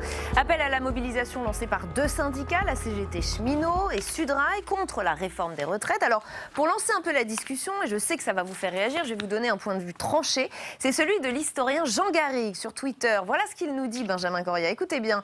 Après la RATP, voici une nouvelle grève pour défendre les privilèges de la SNCF au détriment du bien commun et des voyageurs. Alors, c'est votre avis aussi, Benjamin Coria? Non, bien sûr que non. Aujourd'hui, on parle des régimes spéciaux. Hein. Hier, on parlait des régimes autonomes. Hein. Oui. Je ne sais pas quel est le point de vue de mon interlocuteur il va le donner. Sur la manière dont l'État voulait faire main basse sur un certain nombre d'argent des régimes autonomes qui a été cotisé... Pour financer les régimes spéciaux. Par les gens. Pour financer les régimes spéciaux. Pour le déficit. Absolument pas. Bien sûr ne m'interrompez pas. Mais je vous interromps parce que... Non, c'est pour financer une réforme par points qui va consister à se donner tous les moyens de fixer et la valeur du point à l'entrée et la valeur du point à la sortie, c'est-à-dire non seulement de spolier les gens autonomes, mais éventuellement tous les autres. Bien. Donc, c'est pas du tout pour renflouer les régimes spéciaux, c'est pour financer sa réforme. Bien. Donc, soyons clairs sur ce point. Alors, maintenant, abordons la question de fond. Oui, il y a des régimes particuliers qui sont liés à des métiers pénibles, qui ont été négociés à des périodes particulières. Faut-il les réformer? Certainement, certainement. Et d'ailleurs, ils l'ont été 36 fois. Aujourd'hui, on continue à dire, pas chez vous, mais dans de nombreux médias, qu'à la SNCF, on peut partir à 52 ans quand on est conducteur. Oui. Si on a 43 ans de cotisation. Donc, c'est absolument pas le cas, parce que c'est ça qui a été fait dans la dernière période. Donc, pour finir sur ce point, y a-t-il des adaptations qu'il faut faire ? Sans aucun doute, sans aucun doute. Maintenant, est-ce que la solution, c'est la retraite par points qui, de toute façon, devra tenir compte de toutes ces spécificités? C'est même pour ça qu'on a un an de discussion. Mais par contre, ce qui n'est pas discuté, c'est que la part des retraites restera à 14% du produit intérieur brut, alors que, bien évidemment, il va y avoir de plus en plus de gens, c'est-à-dire que les retraites vont baisser. Ça, visiblement, ce n'est pas mis en discussion. Et l'autre point qui n'est pas mis en discussion, c'est ce que j'ai dit tout à l'heure, à savoir qu'on sait combien on va payer le point, c'est Bercy qui va le fixer, on ne sait pas combien il va nous rapporter, parce que c'est dans 40 ans. Voilà. Et donc là, il y a un vrai problème, et j'aimerais bien que sur le régime par points, on ne discute pas des faux problèmes, mais qu'on discute de ça. Jean-Marc Sylvestre. Non, je vais simplement un mot là-dessus, sans aucun esprit de polémique, hein, mais quand vous dites qu'on part à la retraite à 51 ans après 43 ans de cotisation, il faut avoir commencé à travailler à 8 ans. Hein. C'est bien pour ça qu'ils ne partent pas à cet âge-là. Donc c'est bien pour ça que c'est l'âge autorisé de départ. D'accord, bon, mais c'est bien pour ça que le problème, il n'est pas là. Le problème, il est que globalement, on a au niveau des cheminots un système de retraite qui paraît privilégié par rapport aux autres. Donc il est spécifique. Et je comprends d'ailleurs que les cheminots veuillent protéger leur statut. Ça me paraît totalement logique et totalement normal. C'est humain. Je rappelle simplement que les cheminots qui sont aujourd'hui en poste ne protègent pas leur statut parce qu'il est acquis. Ça ne bougera pas. Ça ne bougera pas. Ouais. Le nouveau statut, la nouvelle réforme ne s'appliquera qu'aux nouveaux employeurs. C'est ce qu'on appelle la solidarité intergénérationnelle. Je pense que la réforme de système, je suis comme vous, elle est inéluctable. Compte tenu des phénomènes démographiques, il va bien falloir, et compte tenu des évolutions technologiques qui rendent le travail sans doute un peu plus facile dans certains cas, il faudra évidemment travailler un peu plus longtemps. Mais c'est peut-être la méthode, et là où vous avez raison, c'est qu'on ne peut pas supprimer des privilèges sur une profession. On peut les racheter. Ou on peut les échanger. Parce qu'ils n'existent pas par hasard, ces privilèges. Ils existent parce qu'effectivement, ils correspondaient à une situation particulière, soit par des conditions de travail, des conditions sociales ou des conditions de salaire. Et il va falloir qu'on se mette dans la tête que tout ça, eh bien, il va falloir l'échanger ou le racheter. L'échanger contre quoi? Les racheter contre. Mais on va le faire mécaniquement parce que les nouveaux entrants à la SNCF ou à la RATP ou dans la fonction publique, qui vont perdre le régime précédent, ils vont avoir des contrats, j'allais dire, de statut quasiment privé, c'est-à-dire avec des salaires qui seront différents, avec des salaires qui seront sans doute plus avantageux que ceux qu'ils ont actuellement. Juste un chiffre. Donc, tout de même. Ça va se faire, mais ça va pas se faire dans la rue. D'ailleurs, je pense pas que la grève réunisse énormément de protestataires là-dessus. La pédagogie, elle est en train de se faire, et elle se fait. Juste un mot peut-être sur un chiffre, Benjamin Coria, le régime spécial dont bénéficient les agents de la SNCF serait très déficitaire. Il manquerait plus de 3,3 milliards d'euros. Ça, c'est un vrai chiffre. Ça veut dire que les contribuables, vous et moi, payons pour combler ce déficit, oui ou non, c'est vrai? Oui. Ça, c'est pas une fake news? Oui. Enfin, je ne connais pas le chiffre exact, mais c'est vrai que ce régime-là est déficitaire. Ça peut être considéré comme injuste. Et ça, c'est lié à des raisons purement démographiques. C'est-à-dire qu'on a besoin de moins en moins de cheminots du fait de la modernisation, et il y a de plus en plus de retraités. Donc c'est bien la raison pour laquelle j'ai dit, et je répète, ces régimes doivent-ils être ajustés, réformés? La réponse est oui. Bien. Pour autant, et là-dessus on sera tout à fait d'accord, pour une fois, on ne peut pas rayer ça d'un trait de plume. Quant au fait que certains régimes sont bénéficiaires, d'autres sont déficitaires, c'est le principe même de la retraite et de la solidarité, à la fois intergénérationnelle et... La solidarité intergénérationnelle, d'accord. La retraite, c'est basé sur la solidarité. Regardez les ordonnances de 45 et regardez ce que M. Delevoye a mis en exergue de son rapport. Ce qu'il a mis en exergue de son rapport, c'est l'universalité et la solidarité. Et la solidarité. Un point cotisé, 1 euro cotisé équivaut au même... Oui, mais ça, c'est pas la solidarité. Ça, c'est l'inégalité. Ça, c'est l'inégalité. Ça, c'est l'inégalité parce que, compte tenu du fait que l'espérance de vie est complètement différente, compte tenu du fait que la possibilité de gagner les différents euros est tout à fait inégale, compte tenu du fait que les gens ont des carrières salariales qui sont parfaitement inégales, certains sont exposés... Mais il y a un autre lieu, il y a un autre logiciel pour régler ces problèmes-là. On ne peut pas construire un système de retraite sans un principe de solidarité. Allez, on va avancer. M. Delevoye lui-même le reconnaît. Mais il y a un autre lieu, c'est la négociation du contrat de travail. Elle doit tenir compte des conditions de travail. Allez, on va passer à un autre sujet. Des pénibilités, etc. Très bien, mais on ne règle pas le problème à la retraite. Il faut le régler dès le départ. Il faut dire ça aux entreprises et voyons si elles sont prêtes à le faire. Autre sujet qui fait hurler les syndicats, c'est la réforme de l'assurance chômage. Le rapport de l'UNEDIC est attendu demain.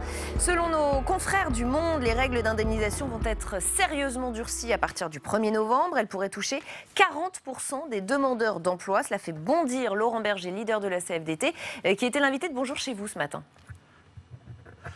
Dès le départ, moi j'ai dit, la CFDT a dit, ça va être une tuerie, entre guillemets, excusez-moi ce terme un peu trivial, tout simplement parce que la seule logique, c'est une logique budgétaire sur le dos des chômeurs. Et c'est ce qui est en train de se passer. C'est 1,4 million de personnes qui vont subir l'assurance chômage, la réforme de l'assurance chômage. Ils vont subir quoi? Soit un raccourcissement de leurs droits, soit une baisse d'indemnisation, pour certains de 25 à 50%, soit le fait qu'ils ne vont pas pouvoir rentrer sur le marché du travail. Oui, c'est des gens qui vont concrètement subir la réforme financièrement. Jean-Marc Sylvestre, il nous dit que ça va être une tuerie, Laurent Berger. Oui, je crois qu'il sous-estime complètement l'effet de la croissance économique et de la situation de plein emploi dans laquelle on est aujourd'hui, qui raccourcit énormément la durée de chômage. C'est-à-dire qu'on est aujourd'hui, c'est difficile à comprendre, mais on est dans une situation de plein emploi en France aujourd'hui. Comment ça? On a 7% de chômage, mais on est quasiment dans une situation de plein emploi. Seulement chez les cadres, Jean-Marc. On a une situation de plein emploi chez les cadres et dans les classes. C'est-à-dire chez tous les gens qui ont une formation, qui ont une expertise et qui ont un métier. Les 7% de chômage, c'est peut-être le chômage structurel, malheureusement, que la France s'est donné par un défaut de formation, par un défaut d'éducation, par un défaut de tout ça. Et c'est d'ailleurs le vrai problème français, qui ne se réglera pas par des indemnités chômage, mais qui se réglera par autre chose, peut-être le RSA, peut-être autre chose de cette forme-là. Mais c'est ça le vrai problème. Mais c'est pas le problème de l'indemnité chômage, savoir si on va prendre le chômage après 6 mois ou 4 mois. Je crois que la durée... Ça l'est un peu concrètement pour les gens quand même. La durée moyenne de chômage va être inférieure à 4 mois. Quand vous pensez qu'aux États-Unis, j'arrive du Canada, la durée moyenne du chômage au Canada, c'est de 24 heures. Ouais. Vous perdez votre job, 2 jours après, vous en avez trouvé un. Donc, Et chez les manchots, en Antarctique, il n'y a pas de chômage du tout. Non, vous n'avez pas le droit de plaisanter avec ça. Vous ne pouvez pas plaisanter avec ça. Écoutez, nos amis canadiens, ils ont autant le droit... C'est pas moi qui plaisante. Mais arrêtez. En disant, il y a plein d'emplois en France. Ça dépend du système économique. Je suis désolé. Allez, on va le laisser répondre. Benjamin Coria. Il faudrait. Vous avez des secteurs entiers qui sont en situation de pénurie d'emploi. Tant mieux pour eux. Là, on est en train de parler de la France. Bien. Alors, vous l'avez dit. votre conviction, c'est qu'il n'y a pas de chômage en France. Bon, alors, effectivement, à ce moment-là, j'ai dit qu'il y avait 7%. Bon, il y a 7% de... C'est énorme. Non, il y a 7% de chômage. Maintenant, ce qu'on appelle le halo du chômage, c'est-à-dire en tenant compte de l'ensemble des gens qui ont été découragés, de l'ensemble des gens qui ne font plus les démarches nécessaires, de ceux qui ne font pas le nombre d'heures nécessaires pour pouvoir être comptés comme chômeurs, etc. On est dans des chiffres qui sont absolument pas ce que vous dites. Bien. Ça, c'est le premier point. Le deuxième point, c'est qu'il y a une chose qui est sûre et il y a une chose qui est hypothétique. La chose qui est sûre, c'est que les chômeurs prennent cette réforme en plein dans la tête et qu'ils vont être moins indemnisés, qu'ils vont avoir accès à leurs droits dans des conditions beaucoup plus difficiles. Et ça, c'est sûr. Ça, c'est sûr. Après, votre hypothèse, c'est celle de Mme Pénicaud. C'est l'hypothèse qu'il y a plein d'emplois et que les gens choisissent d'être précaires plutôt qu'être en CDI. Non. Et c'est la... Mais si, c'est la philosophie de cette loi. Elle n'a pas ce cynisme-là. Mais bien sûr, elle vient de le déclarer.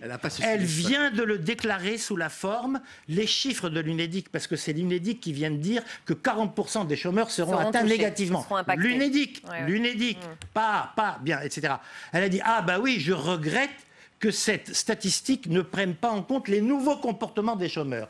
Or, c'est quoi qu'elle a en tête? Elle a en tête l'idée que les CDI, comme vous, sont à portée de main, bien, et que les gens choisissent d'être précaires. Non, ou que peu importe, si on a une formation de boulanger, on n'a qu'à aller faire autre chose. Oui, d'une part, mais ça prend du temps, donc ça réduit pas le chômage. Non, la conviction qui est derrière cette loi, c'est que si on durcit les conditions d'accès au chômage, les gens vont se mettre à travailler. Non.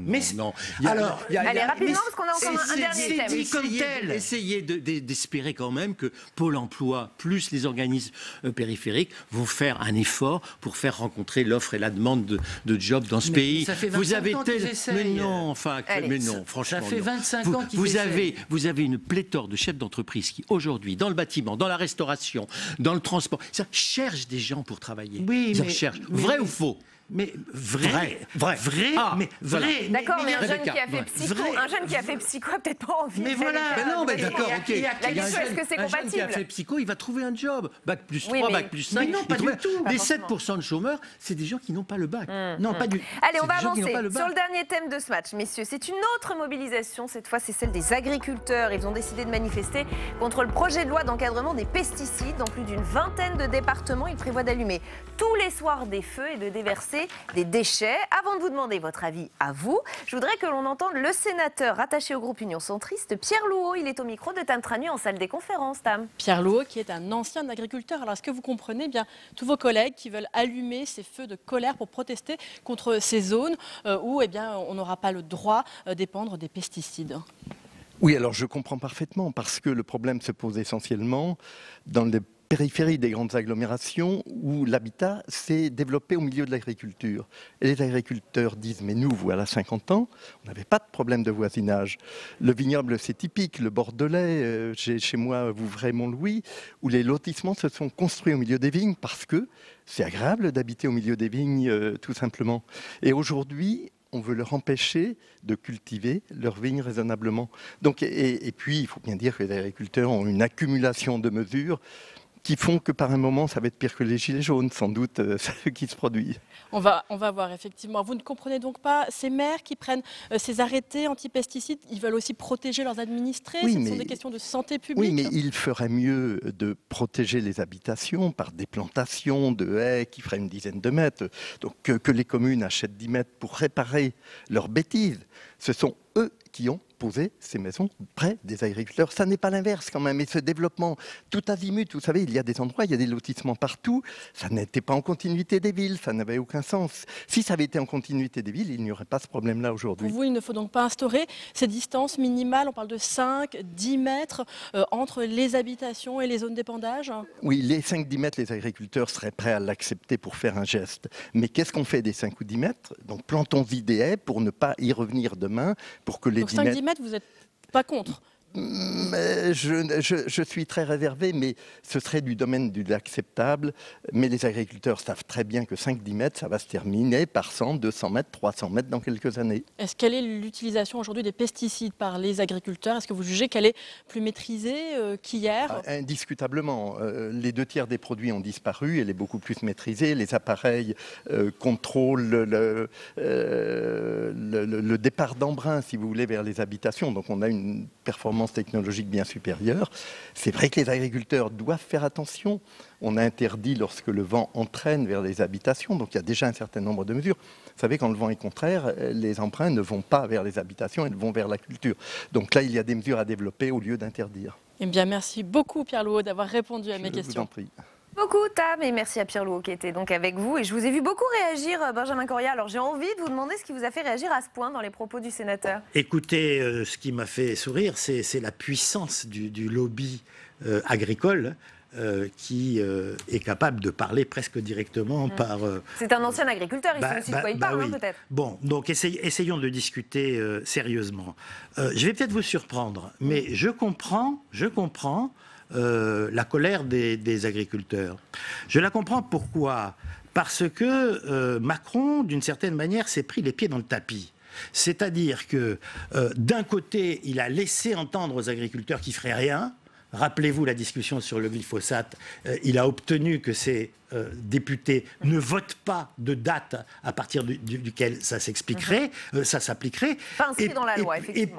Et puis, il y a eu ces mobilisations climat gigantesques, etc. Et il est obligé de faire quelque chose, en tout cas électoralement, vis-à-vis de cette base-là. Et donc, il invente ce truc, 5 mètres, 10 mètres, et encore, il ne l'a pas inventé directement, il a fallu que ça soit quelqu'un d'une mairie qui prenne la décision. Alors, la vraie question, c'est quoi ? La vraie question, c'est que il faut envoyer des messages clairs et il faut les accompagner. Donc, la vraie question, c'est que il faut dire que tous ces pesticides, etc., à terme, doivent disparaître. Et on ne peut pas laisser les agriculteurs seuls face à ce problème. Il faut les accompagner. Voilà. Donc, si vous voulez, c'est ça qui m'a fait sourire, c'est qu'on est dans un truc qui tient absolument pas debout. 5 mètres, 10 mètres, on va fabriquer des... etc. Parce que faire de la politique, c'est aussi trouver des équilibres entre les différents... Non, mais ça tient pas debout, tout ça. Ça tient pas debout. Ça veut dire qu'il faut avoir une politique claire que n'a pas Macron, consistant à dire on met fin à ce type d'agriculture, alors ça va prendre beaucoup de temps, etc. Et voilà l'ensemble des mesures. Alors à partir de ce moment-là, il y aura des grincements de dents, il y aura des etc. Mais on saura où on va. Tandis que là, des trucs comme ça, on est parti pour 10 ans. Jean-Marc Sylvestre. Non, mais je pense que je suis globalement assez d'accord avec vous. Il faut une politique publique d'accompagnement qui n'a pas existé jusqu'à maintenant. D'autant plus que le monde agricole est un peu déconsidéré. Enfin, il se sent déconsidéré. Il y a de la greenbashing. Parce que le monde agricole, il doit faire face à des mutations dont on ne peut pas parler, mais qui sont inéluctables. D'abord, le consommateur a changé. Le consommateur a de nouvelles exigences. Le consommateur, il veut plus de qualité, il veut plus de traçabilité. Il est évidemment plus exigeant. Et à ce moment-là, la logique même de l'agriculteur, elle a changé. Son cahier des charges à l'agriculture, ça n'est plus de produire massivement pour satisfaire des besoins que le monde entier n'a plus forcément dans les mêmes proportions. Sa responsabilité, elle est aussi de protéger l'environnement et de protéger l'écosystème dans lequel. Et les politiques publiques, et notamment, et je pense que ça relève pas de l'autorité française, ça relève de la France en participant à la réforme de la PAC qui va s'ouvrir la semaine prochaine. Et les politiques publiques n'ont eu que pour objet que de soutenir les productions, que de soutenir les kilos de viande qu'on produisait ou les litres de lait. Or, il faut aujourd'hui, sans doute, réfléchir à autre chose, à des soutiens à l'agriculteur pour payer le service que l'agriculteur rend à la société. Dans la mesure où il entretient la France, il entretient les jardins, il entretient les routes, il entretient les bords de route, il protège l'environnement, il lutte contre le climat. Ça a un coût, ça. Et ça doit faire partie de la politique publique d'accompagnement. Et il faudra que le consommateur accepte aussi d'en payer le prix. Et on termine ce qui n'est pas forcément le cas. Sur un accord entre vous deux, merci. Merci à tous les deux d'y avoir participé. Inclure les externalités négatives dans les prix, je suis d'accord. Mais ça, c'est très compliqué. Externalités négatives. Encore. Allez, avec nous, dans le grand débat, on va prendre le temps, là encore, de comprendre les enjeux du sommet de l'ONU, consacré en grande partie, à la lutte contre le réchauffement climatique. Emmanuel Macron prendra la parole. On attend des mots et des objectifs forts. Est-ce une erreur d'attendre quoi que ce soit de ce sommet? L'avenir de la planète se joue-t-il vraiment au niveau des dirigeants ou plutôt au niveau des citoyens? On a une demi-heure pour se poser les bonnes questions avec nos invités. Ce sera après les premiers éclairages de Flora Sauvage. Fini les discours, cette fois l'ONU veut des actes. Après les manifestations des jeunes pour le climat dans le monde entier, c'est au tour des dirigeants politiques de se mobiliser. Convoqué à New York par le secrétaire général des Nations Unies, Emmanuel Macron a rendez-vous avec une soixantaine de chefs d'État du monde entier pour tenter de sauver l'accord de Paris. Signé en 2015, il devait permettre de contenir le réchauffement climatique d'ici à 2100 à 2 degrés par rapport à la période pré-industrielle. Nous avons battu des records de température. En juillet dernier, c'était le mois le plus chaud jamais enregistré depuis 1850. Parmi les grands absents de ce sommet, les climato-sceptiques, Donald Trump et le président brésilien Jair Bolsonaro. Les dirigeants du Canada et de l'Australie n'ont pas non plus répondu à l'appel. Les personnes qui nient le problème de l'écologie sont complètement irresponsables. Et je pense que c'est la population qui doit faire comprendre au gouvernement et aux entreprises de changer les choses, sinon ils ne le feront pas tout seuls. À New York, face à l'urgence, 66 États ont adhéré à l'objectif de neutralité carbone en 2050. Emmanuel Macron tente de se positionner comme le défenseur de la planète au plan international. Le climat est la priorité absolue de notre action et celle du déplacement du président de la République à New York. La situation est grave, les voyants sont au rouge, comme nous le disent les derniers rapports du GIEC, à la fois sur les sols et sur les océans. L'Allemagne a mis la barre très haut dans la lutte contre le réchauffement climatique. Berlin a promis 100 milliards d'euros d'investissement d'ici à 2030. De son côté, l'Elysée a annoncé le déblocage par des grands donateurs de 500 millions de dollars supplémentaires pour protéger les forêts tropicales. Et avec nous pour le grand débat d'Allons plus loin, Karima Delli, bonsoir. Vous êtes eurodéputée écologiste et présidente de la commission transport au Parlement européen. Bienvenue. Mathieu Cuyp, bienvenue à vous également, bonsoir. Secrétaire général de l'UDE, Union des démocrates et des écologistes. Maxime Combe, bienvenue, économiste, porte-parole d'Attaque France, association pour la taxation des transactions financières et pour l'action citoyenne. Et Julien Blanchet, bienvenue à vous également, vice-président du CESE, Conseil économique, social et environnemental, et rapporteur général de la Convention citoyenne pour le climat. Merci à tous les quatre d'être ici. Le secrétaire général de l'ONU, Antonio Guterres, attend des propositions concrètes des États à New York. Et depuis quelques heures, je ne sais pas si vous l'avez remarqué, on assiste à une avalanche d'annonces. 66 États adhèrent à l'objectif de neutralité carbone 2050. 500 millions de dollars supplémentaires débloqués par de grands donateurs pour les forêts tropicales. Apparition surprise de Donald Trump au sommet ce soir à l'ONU. Karima Delli, est-ce que vous croyez en l'intérêt de ce sommet? Est-ce que vous vous dites, cette fois, peut-être que ça va vraiment marcher, que ça va vraiment bouger? Je ne crois pas trop, je suis désolée de vous le dire. Mais c'est pas grave, vous avez le droit. Pour plusieurs choses. D'ailleurs, il faut un sommet pour rappeler les chefs d'État qui n'ont pas fait leur devoir. C'est-à-dire, depuis les accords de Paris, rien qu'en Europe, aucun pays n'est dans la trajectoire des accords de Paris, ce qui est un scandale, quelque part. Ça, c'est la première chose. La deuxième chose qu'il faut mettre en avant, c'est qu'ils n'ont pas conscience de la gravité du moment. Pourquoi je dis ça? Quand je dis ça, c'est-à-dire qu'aujourd'hui, on voit bien que la planète se réchauffe. Tous les scientifiques nous le disent. Le dernier rapport nous dit qu'on va atteindre 7 degrés d'ici 2100. Donc il y a vraiment, normalement, la priorité, la cause européenne, la cause nationale, ça devrait être le climat. Et au fait, on voit bien que c'est toujours la même chose, c'est-à-dire les intérêts économiques priment avant notamment l'écologie, ce qui ne peut pas aller ensemble. Et ensuite, en France, on n'est pas exemplaire. Donc on aime bien faire un peu la morale comme ça aux autres, on aime bien critiquer Trump, on aime bien critiquer ses voisins, on aime bien dire « Oh là là, les jeunes, allez-y !» La dernière dépêche qui dit que M. Macron doit dire à cette jeunesse d'aller manifester en Pologne, balayons devant notre porte. Balayons devant notre porte, alors que nous avons... on sait ce qu'il faut, les solutions sont ici. Et moi, je termine en disant une chose qui est très grave, c'est que tant qu'on ne réglera pas la lutte contre le dérèglement climatique, nous n'allons pas résoudre les autres crises. Alors vous vous faites peu d'illusions et ça se rapproche assez du discours de Greta Thunberg qui a tenu un discours assez fort tout à l'heure. Je voudrais qu'on écoute un extrait de sa déclaration. C'est n'importe quoi. Je ne devrais pas être là. Je devrais être à l'école, de l'autre côté de l'océan. Et pourtant, vous vous tournez tous vers nous, les jeunes, en quête d'espoir. Comment osez-vous? Vous avez volé mes rêves et mon enfance avec vos paroles creuses. Je fais pourtant partie de ceux qui ont de la chance. Elle est très émue, Greta Thunberg, Mathieu Cuyp, très émue. Elle accuse nommément les dirigeants. Elle a raison, les choses ne sont pas suffisamment faites. Voilà, une parole très forte. Elle a une capacité de mobilisation incroyable. Et d'ailleurs, la mobilisation de la jeunesse mondiale en un an est quelque chose d'exceptionnel et qu'il faut saluer.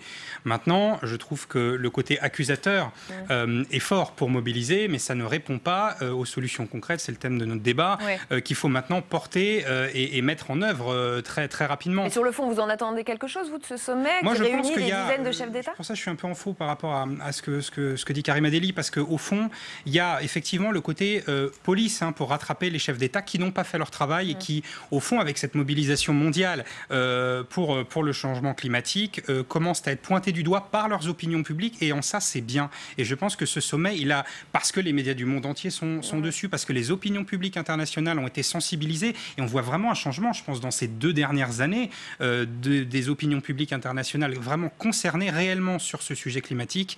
Et je pense que ce sommet, il peut aboutir à quelque chose, au moins la mobilisation des chefs d'État qui ne suivaient pas. Vous nous dites un peu comme Antonio Guterres hier dans le JDD, qui disait quelque chose d'intéressant, et je vais vous faire réagir, Maxime Combe, sur ce point. Il est clair que nous sommes en retard, mais il s'est produit une accélération intéressante ces derniers mois. On voit que le climat est devenu une question électorale. Alors c'est à la fois positif et puis triste. Ça veut dire qu'il faut que ça paye dans les urnes pour qu'on s'intéresse à la lutte contre le réchauffement climatique, Maxime Combe? En tout cas, c'est le fruit de la mobilisation citoyenne de ces dernières années et de l'accumulation de rapports de scientifiques qui ne cessent de nous alerter.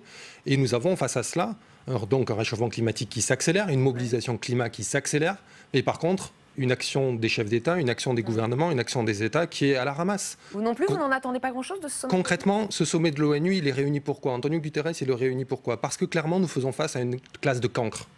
Il y a de très mauvais cancres. Trump, Bolsonaro. Et face à eux, il n'est pas si difficile, effectivement, de se montrer un petit peu meilleur. C'est ce que font Emmanuel Macron et quelques autres.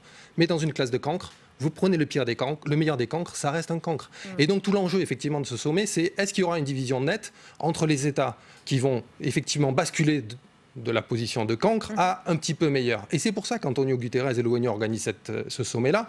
Et après, on peut être extrêmement sceptique. Emmanuel Macron vient de s'exprimer. Il ne reprend pas la balle au bon pour dire que maintenant, le minimum d'émissions de gaz à effet de serre, ce que la France s'engage pour 2030, c'est 55%. Il dit, nous verrons bien, peut-être dans le futur, et peut-être qu'on reprendra cet objectif-là. C'est aujourd'hui l'objectif de fait de la présidente de la Commission européenne. La France est à la remorque de la Commission européenne sur la question climatique. C'est juste scandaleux. Emmanuel Macron dit dans son même discours cet après-midi qu'il faut ne plus négocier d'accord avec les pays qui ne font pas bien sur le plan du réchauffement climatique. Nous venons de ratifier. Le Parlement vient de ratifier, l'Assemblée nationale vient de voter en faveur du CETA, qui est un accord qui a été dénoncé comme non climato-compatible, pas par nous, par les experts qu'Emmanuel Macron a lui-même nommés pour étudier l'accord. À un moment donné, il faut de la cohérence dans les actes, et c'est ça qui manque aujourd'hui. Et tant qu'Emmanuel Macron produira des grands discours à New York, à Genève, mais fera tout le contraire en France, nous aurons un mouvement climat qui se renforcera. Julien Blanchet, un faux écolo, Emmanuel Macron, le moins pire des cancres, mais cancre quand même? Je ne sais pas, en tout cas, de ce que j'en vois de ma fenêtre comme rapporteur général de la Convention citoyenne pour le climat, c'est qu'il y a une volonté de passer d'un consensus sur le constat, qui est partagé par les chefs d'État, mais visiblement le consensus sur les solutions, il n'est pas partagé. Il n'est pas d'ailleurs partagé plus par les gens aujourd'hui qui sont autour de la table à l'ONU, qu'il ne l'est partagé par les Français. Et c'est l'enjeu de cette Convention citoyenne pour le climat, c'est de faire émerger un consensus sur les solutions, alors même que le constat, en France notamment en tout cas, est plus partagé peut-être que dans d'autres pays.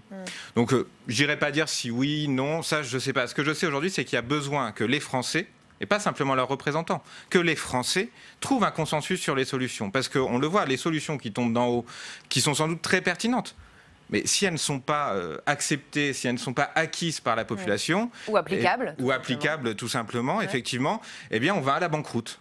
Alors je crois qu'on n'a plus le temps de s'amuser à répéter ce genre d'exercice et qu'aujourd'hui, l'urgence, c'est de répondre à la crise climatique et de répondre à la crise démocratique. Et c'est l'objet de la Convention citoyenne pour le climat. Et les citoyens dans tout cela, justement, eh bien, vous le savez, en France et partout dans le monde, des manifs sont organisés tous les vendredis par les jeunes. Samedi, c'est une grande marche pour le climat qui s'est déroulée. Alors, il y a toujours une bataille de chiffres. 38 000 personnes à Paris, selon les organisateurs. 15 200 selon un comptage indépendant d'un cabinet, occurrence. Faible mobilisation, a priori, au regard de celle de New York, de Londres ou de Berlin. Des marches sur lesquelles le chef de l'État a émis quelques réserves. Il les a confiées dans l'avion qui le menait à New York à plusieurs de nos confrères et notamment à ceux du Parisien. Voici ce qu'a déclaré le chef de l'État. Écoutez bien. Les dénonciations, on est au courant. Défiler tous les vendredis pour dire que la planète brûle, c'est sympathique, mais ce n'est pas le problème. On doit rentrer dans une forme d'action collective. Je préfère que tous les vendredis, on fasse de grandes opérations de ramassage sur les rivières ou sur les plages corse. Voilà les déclarations d'Emmanuel Macron dans l'avion. Alors avant de vous demander ce que vous en pensez, parce que je suis sûre que vous en pensez quelque chose, on va recueillir la réaction du sénateur centriste Hervé Maurey qui est au micro de Tam Tranui en salle des conférences. Hervé Maurey, qu'est-ce que vous pensez des critiques qu'a eu Emmanuel Macron envers les marches sur le climat ?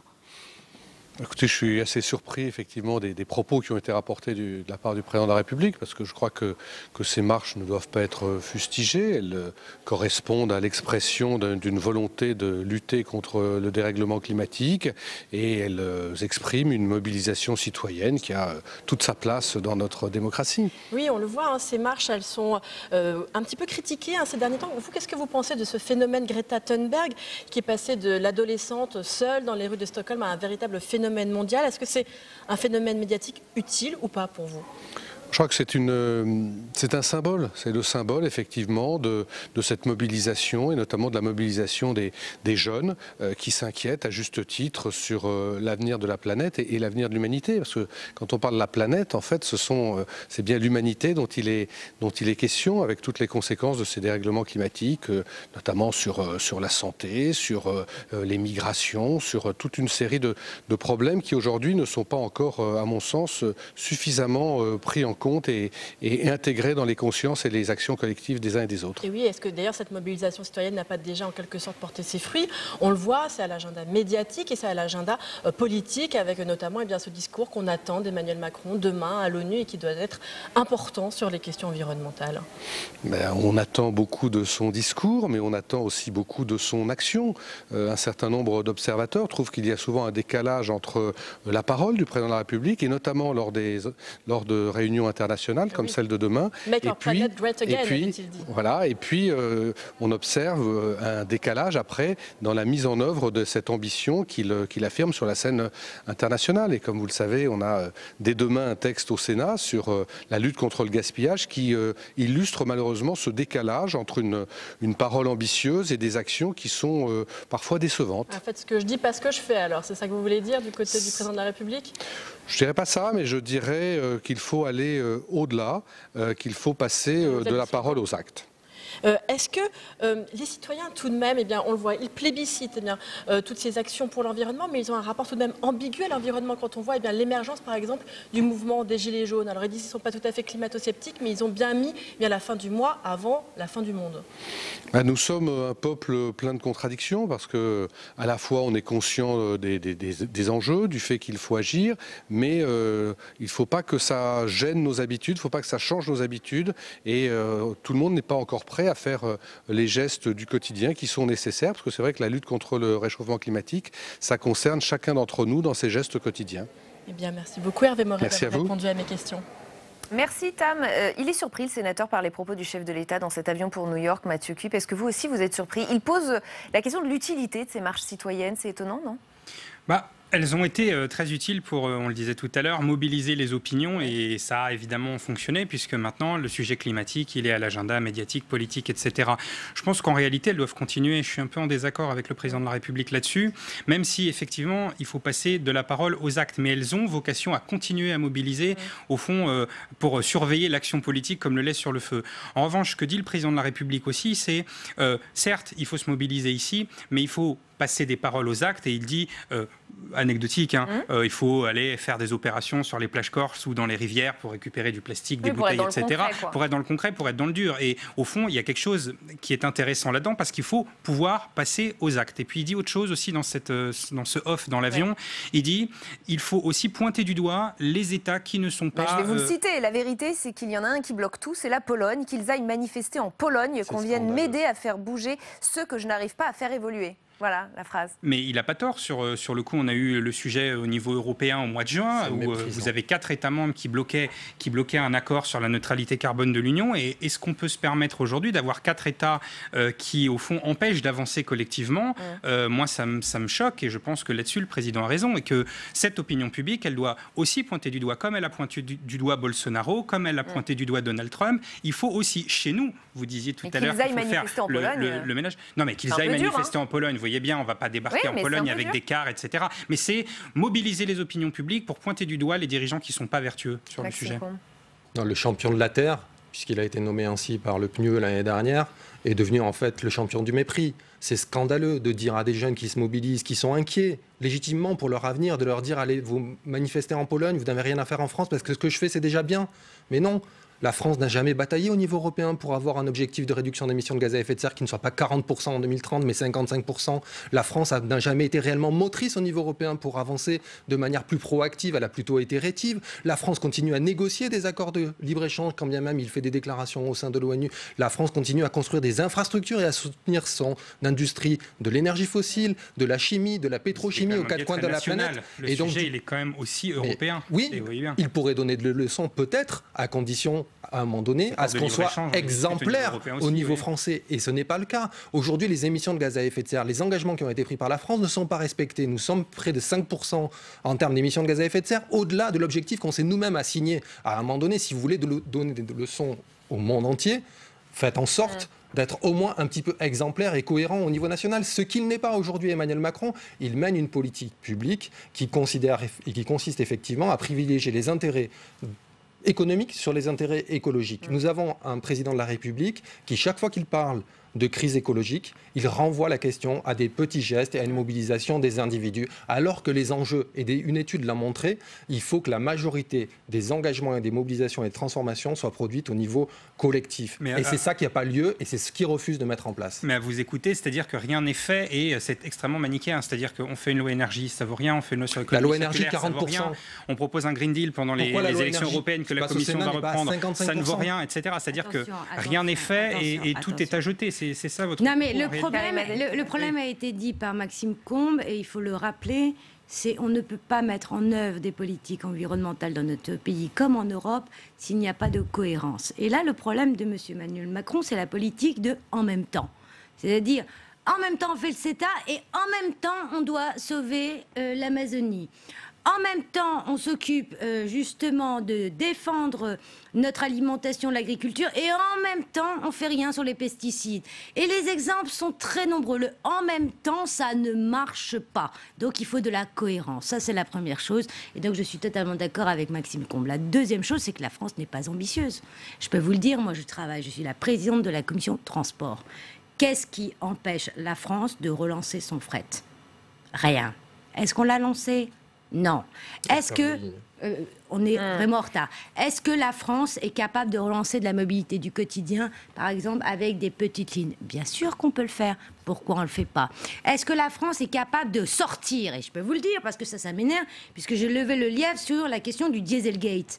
Vous avez vu l'étude la semaine dernière à Paris? Les nouveaux véhicules polluent 6 fois plus. Ça fait 5 ans que je tire la sonnette d'alarme pour dire il faut un plan de sortie du diesel vite. Parce qu'on a parlé du réchauffement climatique, on a parlé des émissions, on ne parle pas de cette bombe qu'on appelle la pollution de l'air qui fait aujourd'hui en Europe plus de 800 000 prématurés. On peut le faire, qu'est-ce qu'on attend? Je voudrais juste en revenir à cette interpellation des citoyens par Emmanuel Macron, et je vais m'adresser à Julien Blanchet qui représente les citoyens aussi sur ce plateau. Comment vous le prenez, vous, cette phrase, aller manifester en Pologne? Maxime Combes parlait de mépris, vous êtes d'accord avec ça? Moi, en tant qu'ancien président d'un syndicat étudiant, je ne me permettrai jamais de reprocher aux jeunes de descendre dans la rue. C'est pas ma culture, et je pense que c'est pas la culture du Conseil économique, social et environnemental qui est composé de 81 organisations qui régulièrement descendent dans la rue pour mettre un point à l'agenda, pour parfois critiquer une mesure, ou parfois pour en proposer une autre. Donc c'est étonnant, pour le moins. Et puis, moi je veux bien qu'on parle d'Emmanuel Macron, c'est très intéressant, mais on ne peut pas à la fois et en même temps, comme vous dites, dire qu'il faut que ce soit un mouvement d'ensemble, des secteurs économiques, des citoyens, des politiques, et attendre l'onction de tout en haut. Enfin, pardon, mais si ça marchait, ça se saurait. Et a priori, ça n'a pas fonctionné. Donc moi, je crois à cette mobilisation des jeunes, mais dans bien des mobilisations. Les jeunes ont été les fers de lance de beaucoup d'avancées sociales. Aujourd'hui, je l'espère, d'avancées sur les enjeux climatiques. Donc je ne sais pas s'il faut aller en Pologne, mais en tout cas, je suis heureux d'avoir été les voir à Londres et à Paris. Les chiffres un peu décevants tout de même pour en revenir à la participation sur les manifestations à Paris. Elles ont, la marche pour le climat n'a pas... 150 000 personnes qui ont manifesté dans toute la France. C'est des chiffres relativement équivalents aux manifestations qu'on a eues au printemps en France. Ouais. Ça ne baisse pas, mais ça ne monte pas. On n'est effectivement pas sur des niveaux de mobilisation qui sont comparables à ce qui se passe en Allemagne. Peut-être aussi parce qu'il y a plus de choses à négocier aujourd'hui en Allemagne. On l'a bien vu. Angela Merkel est sur le point et vient d'annoncer un certain nombre de choses qui évoluent plutôt dans le bon sens, insuffisantes pour ce qui nous concerne. En France, tout est bloqué. Emmanuel Macron a dit non, je suis le meilleur, je suis le champion du climat, je suis le champion de la Terre, et il n'y a plus rien à négocier. La loi climat-énergie. C'est pour ça que les gens ne vont pas dans la rue, vous pensez ? Peut-être, à partir du moment où vous n'avez pas effectivement... Tout est plié, quoi. Oui, où sont les ouvertures ? Où est-ce que le gouvernement aujourd'hui est prêt à bouger ? Il renvoie les choses au calendrier grec. On a effectivement une convention citoyenne sur le climat qui va enjamber le débat budgétaire. Que va-t-il se passer pendant le débat budgétaire ? Nous ne savons pas trop. Le budget vert qui, soi-disant, va être présenté ce mercredi, que va-t-il être réellement ? Est-ce qu'il y a matière là à obtenir des choses et des avancées notable, rien n'est moins sûr. 800 millions d'euros de plus pour le budget du ministère de l'écologie, c'est quand même pas rien. 5 000 emplois en moins d'ici 2022. Il y a deux sujets. Vous avez une réduction de postes sur les 3 années à venir et en même temps un budget d'action, c'est-à-dire pour le financer des actions concrètes. C'est pas uniquement le financement de postes. Il faut regarder c'est quoi les actions deux. concrètes. Et donc, si vous voulez, mais parce que je vous écoute depuis tout à l'heure avec l'ensemble des textes qui ont été portés par le gouvernement, par la majorité, ne valent rien. Tout est nul et en réalité ce gouvernement est une imposture. C'est grosso modo ce que vous êtes en train de dire. Des petits pas et beaucoup de grands renoncements. Et ça ne fait pas une politique climatique, ça fait une politique qui n'est peut-être pas à la hauteur des enjeux. C'est-à-dire que l'ensemble des textes, vous ne trouvez absolument rien à sauver globalement.